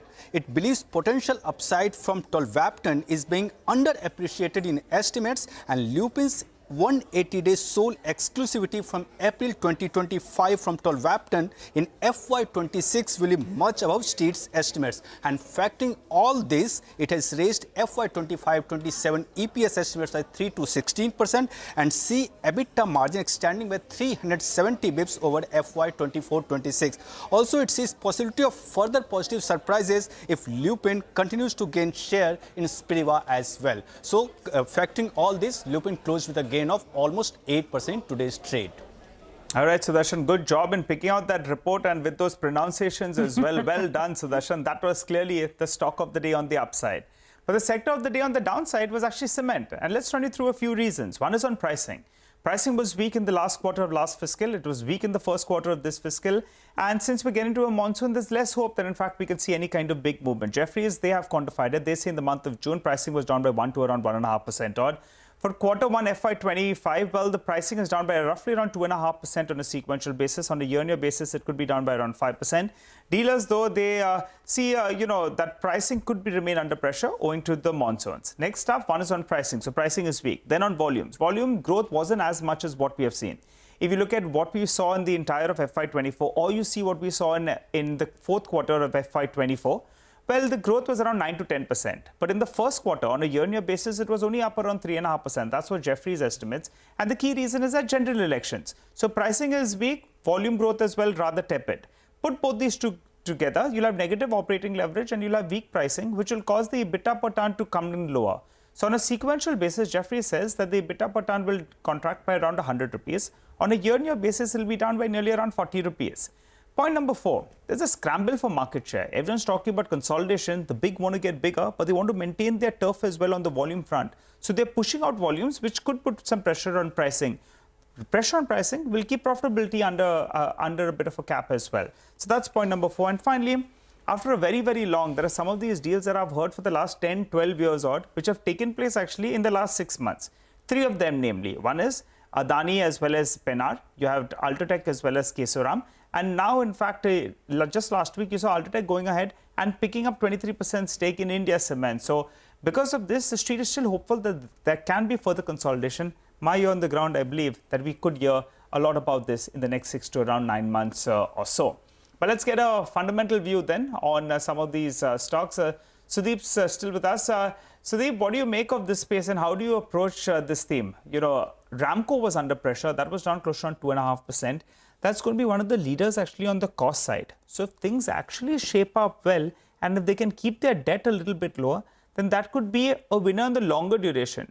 But your pick from the cement pack? Well, my pick, Nigel, from the cement pack will be Ultratech. I think, they are going about this entire acquisition and expansion of capacity in a very structured and systematic manner. Kesoram was definitely, going to be theirs eventually, knowing the heritage and knowing the shareholding pattern.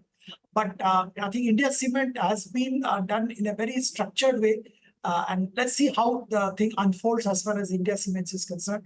We are hearing about Orient Cement as well, as far as Ultratech is concerned. If that happens, I think that will be fantastic. Let's wait and watch. But having said this, I think the call on Ultratech is for long term. It's not for short term, because right now, I think, as you rightly just started by saying, that the price, there is a price pressure on prices, and it's coming down. Obviously, it's a monsoon season, so it's expected to be down as well. So under the circumstances, don't expect anything major. But for a long-term investor, Ultratech continues to be a good buy. Now, if somebody wants to take an aggressive position and tries to bet on the future M&A, I think Orient Cement as well as Sagar both are good buys at current levels. All right, got that. So that's on the cement space. Sudeep, stay on. We'll have some more questions for you. One of the other stocks that really zoomed in trade today was Kaya. This one was locked on a 10% upper circuit after signing a deal with Marico. Now, this deal is about Marico marketing some of Kaya's products outside Kaya's own stores. Mangalam has more details on the deal. Mangalam, fill us in.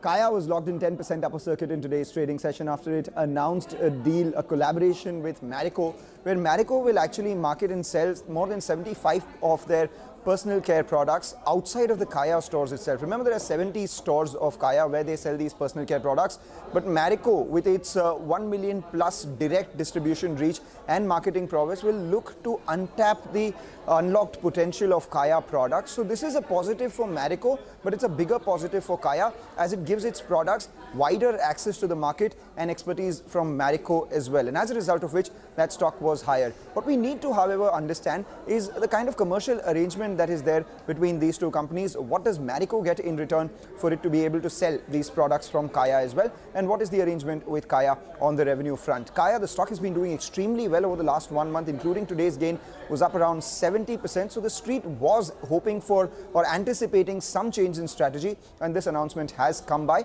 Let's see what it does for the future of Kaya's business. Okay, all right. Thanks very much, Mangalam, for that. That was Kaya in focus. Let's look at one more stock which was under a lot of pressure, and this is ITD Cementation, down almost 15%. This after promoter shareholder Italian Thai Development said that it is in early stages of exploring a divestment of its stake in the company. Nigel, so what's the issue here? Are they looking at maybe a complete exit? So the promoter entity is, they have put this out that they're looking at probably exiting the stake that they have in the Indian listed company. One would say that maybe they have some commitment from somewhere, otherwise they won't take that sort of a risk. That's a positive way of looking at it, and we'll have to see how that pans out. But the street had a couple of concerns, so let's address that. 46% is what they have in the listed entity. Even after this fall of around 10-15%, still it's valued at around 4,500 crores odd. Now, why was the stock down? Last 1 month, last 1 week, last year to date, or even the last 1 year, the stock is up anything between 100 to around 200%. So there was some give back in terms of the kind of rally that we have seen. Last 1 month, it's still up close to around 27%. So a run up ahead of the event, that's one reason. Point number 2, the parent is Italian Thai Development PCL. Actually, the company is listed in Thailand, and I'll tell you what, the market capitalization in rupee terms is around 800 crores. And they're looking to raise 4,500 crores from the stake that they have in the Indian listed company. The problem for them is they have a debt, of a few $1 billion, and they've been reporting losses as well. So the street believes that maybe, in fact, the promoters' bargaining power could be limited, because as it is, they need to make good some of the debt that they have. And there are various articles, even a couple of months or so ago, which indicate that the payments have been delayed. So that's point number 2, limited bargaining power. Point number 3 is management has been very good with execution here. They have been delivering whatever they have set out to do. And for this year, they've guided 20% growth with margins at around 11%. Because the legacy part of the business that was dragging them, that's behind them. So that's why, as per estimates of analysts like Equaris, they're saying that the PAT goes from 270 crores all the way to 470 crores. But yet 470 crores with a market cap of 9,000 crores is still trading at close to around 20 times. So it's not particularly cheap. Put all these 3 factors together, after seeing a big run, the stock did come in for some selling because of the run-up, valuations not cheap, and maybe the limited ability of the promoter entity to bargain at these prices as well. Okay, that explains why there's so much of disappointment, 15% down on that stock. Thanks for that, Nigel. Well, with that, let's move on to our next stock of the day. And as I was saying, it has to be what else but a Massgown Dock. I mean, the shipbuilders were on absolute fire. This one specifically stood out because it has now crossed the 1 lakh crore rupee mark in market capitalization with a stunning 20% move, a circuit today. Hormuz is back. Hormuz takes your breath away every single time.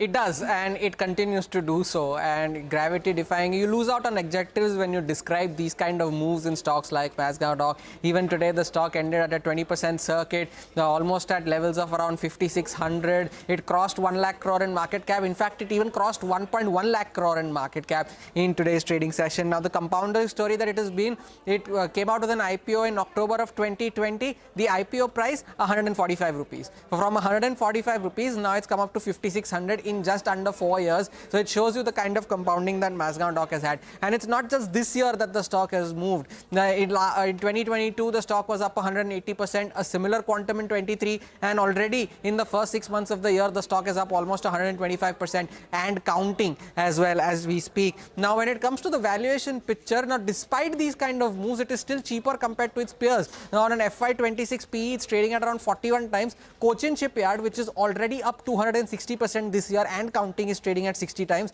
and Garden Reach, which has also doubled, is trading at around 46 times price to earnings for FY26. Now, there has been reports of the fact that there is an OFS lined up for Mazgaon Dock because there is a lack of float in the market, because the government still owns around 84% here, and if the government does intend to sell that 9.8% stake, which is in order to comply with the minimum shareholding norms, which is what the reports are suggesting, if they do sell it at the highest point of the day, which is 56.21, that will fetch them a cool 11,100 crores.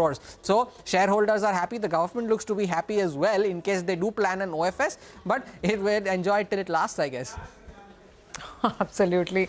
All right, Hormuz, thank you very much for that. That was Mazgaon Dock. Sudeep, we've been discussing a lot of very interesting stocks today, from the fall in ITD to the rise in Mazgaon to this stunning move in Lupin. I mean, rarely do you see stocks reacting 8% higher to brokerage notes. Your thoughts? Pick your pick. I mean, take any one or all. Well, if I have to pick one for buying, I think I will go for Lupin. I think this is one company which has been written off in a way by the investors and analyst community, and it's suffered very long. What's happened, what has changed, and Kotak report kind of highlights that, is that their US business, which was the main reason for their problems and challenges over the years, and they were trying to get it right, but it was not.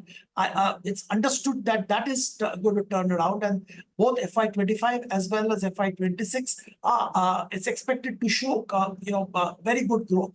Now, if that happens, obviously the company also will start showing good results, and that's the expectation. And at current level, if that happens, I think it's a good buy, because as I said, the US business turning around will be a savior for Lupin, and it can go to newer heights. As far as Mazgaon Dock is concerned, I think there's nothing to say. I would say at 3,500-4,000 bucks also, we were saying exercise caution. 5,500 levels also, I will say the same thing. If somebody is holding it, continue enjoying. But to buy at these levels, I don't think I will recommend.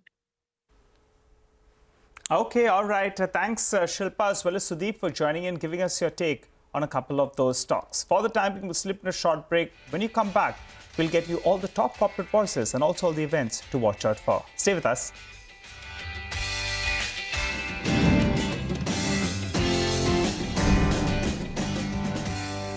Pharmaceutical sector. There was a time 25 years back that it was all about the FIIs. If FIIs would buy, markets would rally. If FIIs would sell, market would fall. Earlier, we were net importers of steel. From IT services to SaaS, from consumer electronics to space tech, from mere programming to AI ML. Cars, two-wheelers, three-wheelers, commercial vehicles have significantly become much more expensive than they were 2 decades ago.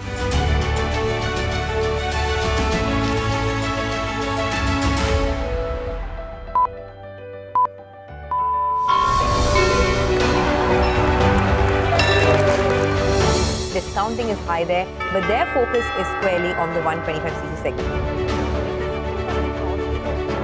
Now it is contributing 16% of incremental global GDP. Now we are looking at exporting the steel that's made here in India. Welcome to the first ever India Business Leader Awards.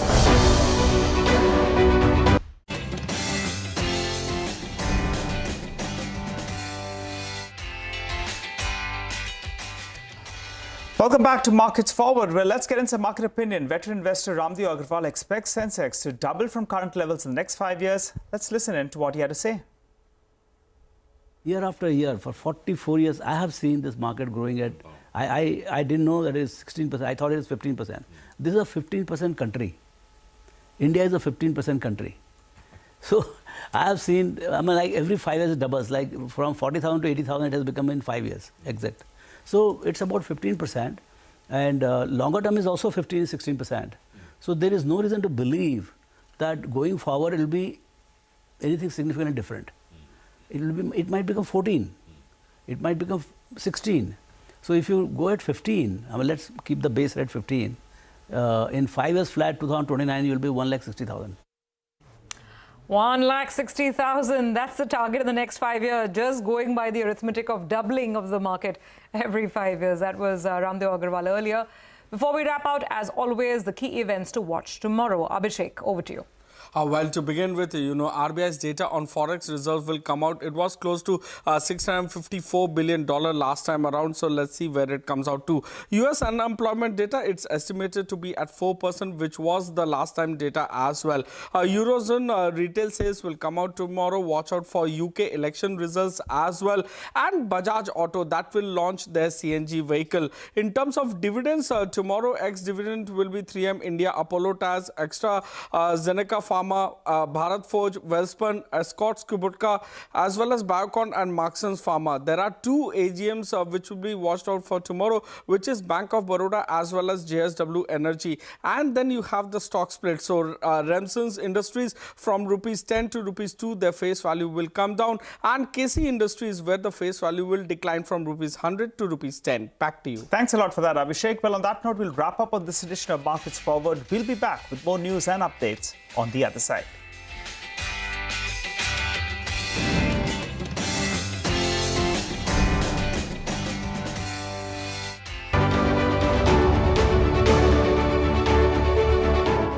Cars, two-wheelers and vehicles generally being manufactured today are much lower on emissions and much higher on safety. India's technology industry has been at the forefront of cutting-edge innovation over the last 25 years. It's the retail which is the driving force for the market right now. Clearly, we have arrived on the global economic stage.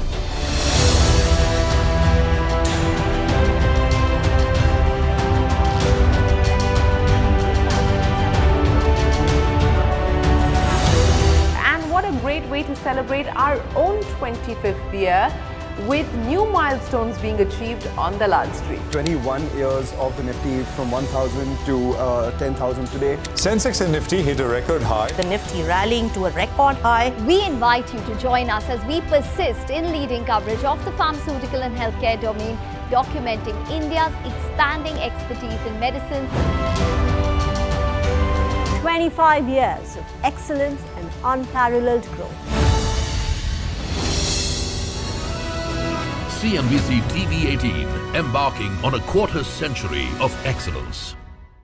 It's coming on the back of a period of hikes, which was unprecedented, facing shocks that I tried to describe yesterday over dinner, and followed by a period during which we held rates untouched, and during which we were restrictive enough to actually see our medium-term target reach that 2%, which is our objective. And most recently, we have seen in our round of projections, which are really important, September, December, March, and June, we've seen that 2% target with an oscillation of 0.1 about it at the last quarter of 2025.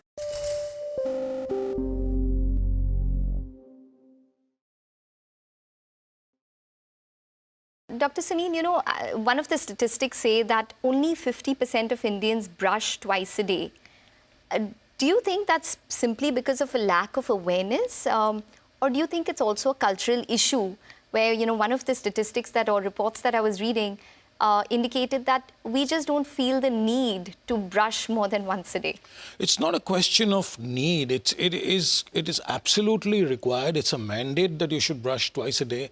In the morning to remove everything that has been lying in your mouth while you're sleeping at night, and the acidogenic bacteria that work on it and create harmful acids, etc., and to generate freshness. And in the evening, of course, to remove all food debris and material that may be going to remain in your mouth through the night. You clean it up, you rinse it, and then you go to sleep.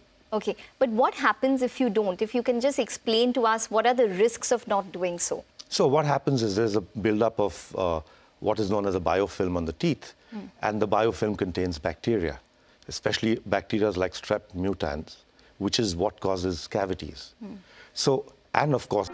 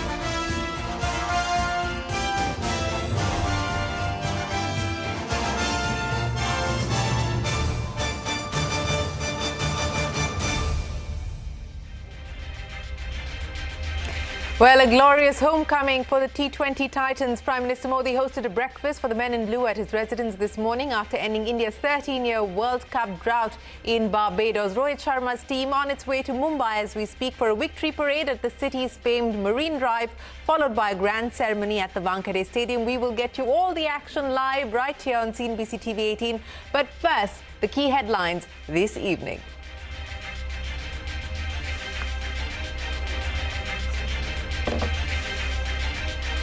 The Sensex and the Nifty hit a record high again, but the gains are limited. IT and bank stocks perk up, mid-caps outperform. Let's keep the base rate 15. In 5 years flat, 2029, you will be 1,60,000. Veteran investor Ramdev Agarwal expects the Sensex to double from current levels within 5 years, says this could be a record year for the IPO market. That's an exclusive. I don't think it's AI so much as you know that in general over the last couple of years there has been a reduction in discretionary spending. The reduction in IT headcount is due to a slowdown in discretionary spending and not linked to artificial intelligence, says Infosys chairman Nandan Nilekani. Believes AI can be transformational for India's digital public infrastructure like Aadhaar and UPI. That's an exclusive. GST relief for the insurance industry. Sources say over 100 notices worth 20,000 crore rupees now stand defunct after a clarification by the GST Council. Companies that have already paid the tax demand will get a refund in the form of input tax credits. That's an exclusive. At least 3 more bridge collapse incidents in rain-affected Bihar in the last 24 hours. No casualties reported. The state has seen at least a dozen bridge collapses in the past 17 days. A PIL in the Supreme Court seeks directions to the state government to conduct advanced structural audits of all existing bridges. Air pollution is responsible for 7% of deaths in 10 Indian cities. According to a Lancet study, more than 33,000 deaths could be attributed every year on average, even in cities considered to have clear air. The first of its kind multi-city report shows the problem is not limited to mega cities like Delhi. The UK heads to the polls. Voting is underway in 650 constituencies across England, Scotland, Wales and Northern Ireland. Pre-poll surveys have predicted a resounding victory for the Labour Party and the return to power after 14 years. Meta's Twitter rival Threads hits 175 million active users ahead of its one-year anniversary, says Mark Zuckerberg. The social network is growing, but not as fast as it did initially.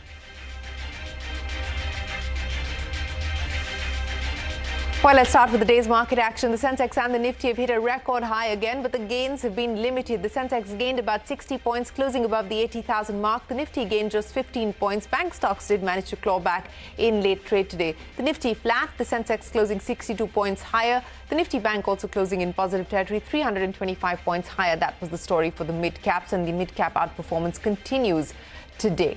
Now, exactly 1 month ago today, stocks plunged in trade as the election verdict became clear. But it has been a spectacular turnaround, with markets now sitting at record highs. Hormuz joins us with more on the roller coaster journey over the last 30 days. Hormuz. Well, today is exactly a month to the 4th of June, the day the Lok Sabha election results were declared. And who would have thought that from almost slipping below 21,000 that day, the Nifty would be making record highs every single day a month later. Now, let's take a look at this in a more granular context in percentage terms. Now, the Nifty fell 6% on the 4th of June. It's up 11% in that 1 month since then. And this, I'm talking about closing levels from the 4th of June to closing levels on Wednesday, that is the 3rd of July. The Nifty Bank is up 13% during that period. Now, remember, the broader markets, the mid-cap and the small-cap indices had a bigger fall that day, but the bigger fall, the bigger has been the rebound as well. The mid-cap index is up 14.5%, the small-cap index up 19%, even better from the closing of the 4th of June. Now, which are the Nifty stocks that did well? Shriram Finance, the latest Nifty entrant, is the top performer here. Wipro comes second, and the recovery in IT stocks is evident as 5 out of the top 10 Nifty gainers in the last month are IT stocks. But out of the 49 of the Nifty 50 stocks did well. The one stock that had negative returns was India's largest passenger car maker, Maruti Suzuki, and that was the one that had 0.4% a negative return, but the losses aren't significant. HUL, Britannia, Bajaj Auto are some of the other underperformers, and by that I mean there are not significant gains, the 20-30% kinds, and hence the underperformance. The mid-cap index now, 95 out of the 100 stocks positive returns in the last 1 month, and unsurprisingly, Mazgaon Dock leads the pack here, 75% here. Fact continuing with the broader fertilizer theme doing well, Dixon making new record highs as well. So all of these stocks did well. What are some of the stocks in the broader markets that did not do well in today over that last 1 month? And that is BSE. But remember, BSE has also had a stellar run in the last few months, and so it's seeing a bit of sideways movement. HPCL as well. Now, if you come out the small caps, if small caps was an exam, a 99 out of 100 score would have made anyone proud, and here 99 stocks out of 100 have seen positive returns in the last 1 month. Amara Raja being the topper here. No surprises again because of the kind of moves the battery stocks have seen. Titagarh, Chambal, HFCL, all of them have seen good moves. But some of the underperformers, the only one stock with negative returns on the small cap index is Ujjivan Small Finance Bank, and some of the other underperformers including IRB, Blue Star and some PSU banks. But sticking to PSUs, I wanted to highlight the PSE index that made a high of 11,353 on the 3rd of June. It has still not managed to get to those levels, and the stocks that come up on your screen now, those are the top 5 performers on the PSE index over the last 1 month, and barring HAL and Oil India, the other 3, BHEL, PFC, REC, which fell 25% that day, have still not managed to recover some losses. All in all, it's been a stellar recovery for the market in the last 1 month. While investors wait for the rain clouds in the city, they would seriously hope that their portfolio continues to see some sunshine. Well, plenty of sunshine over the last 30 days after what transpired on the 4th of June. Hormuz, many thanks for joining us and staying with the markets. Veteran investor Ramdev Agarwal expects the Sensex to double from the current levels over the next 5 years. Also believes this will be a record year for the IPO market. Take a look.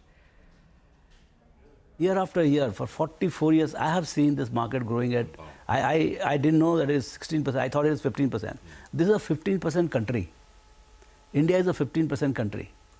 So I have seen, I mean, like every 5 years it doubles, like from 40,000 to 80,000 it has become in 5 years, exact.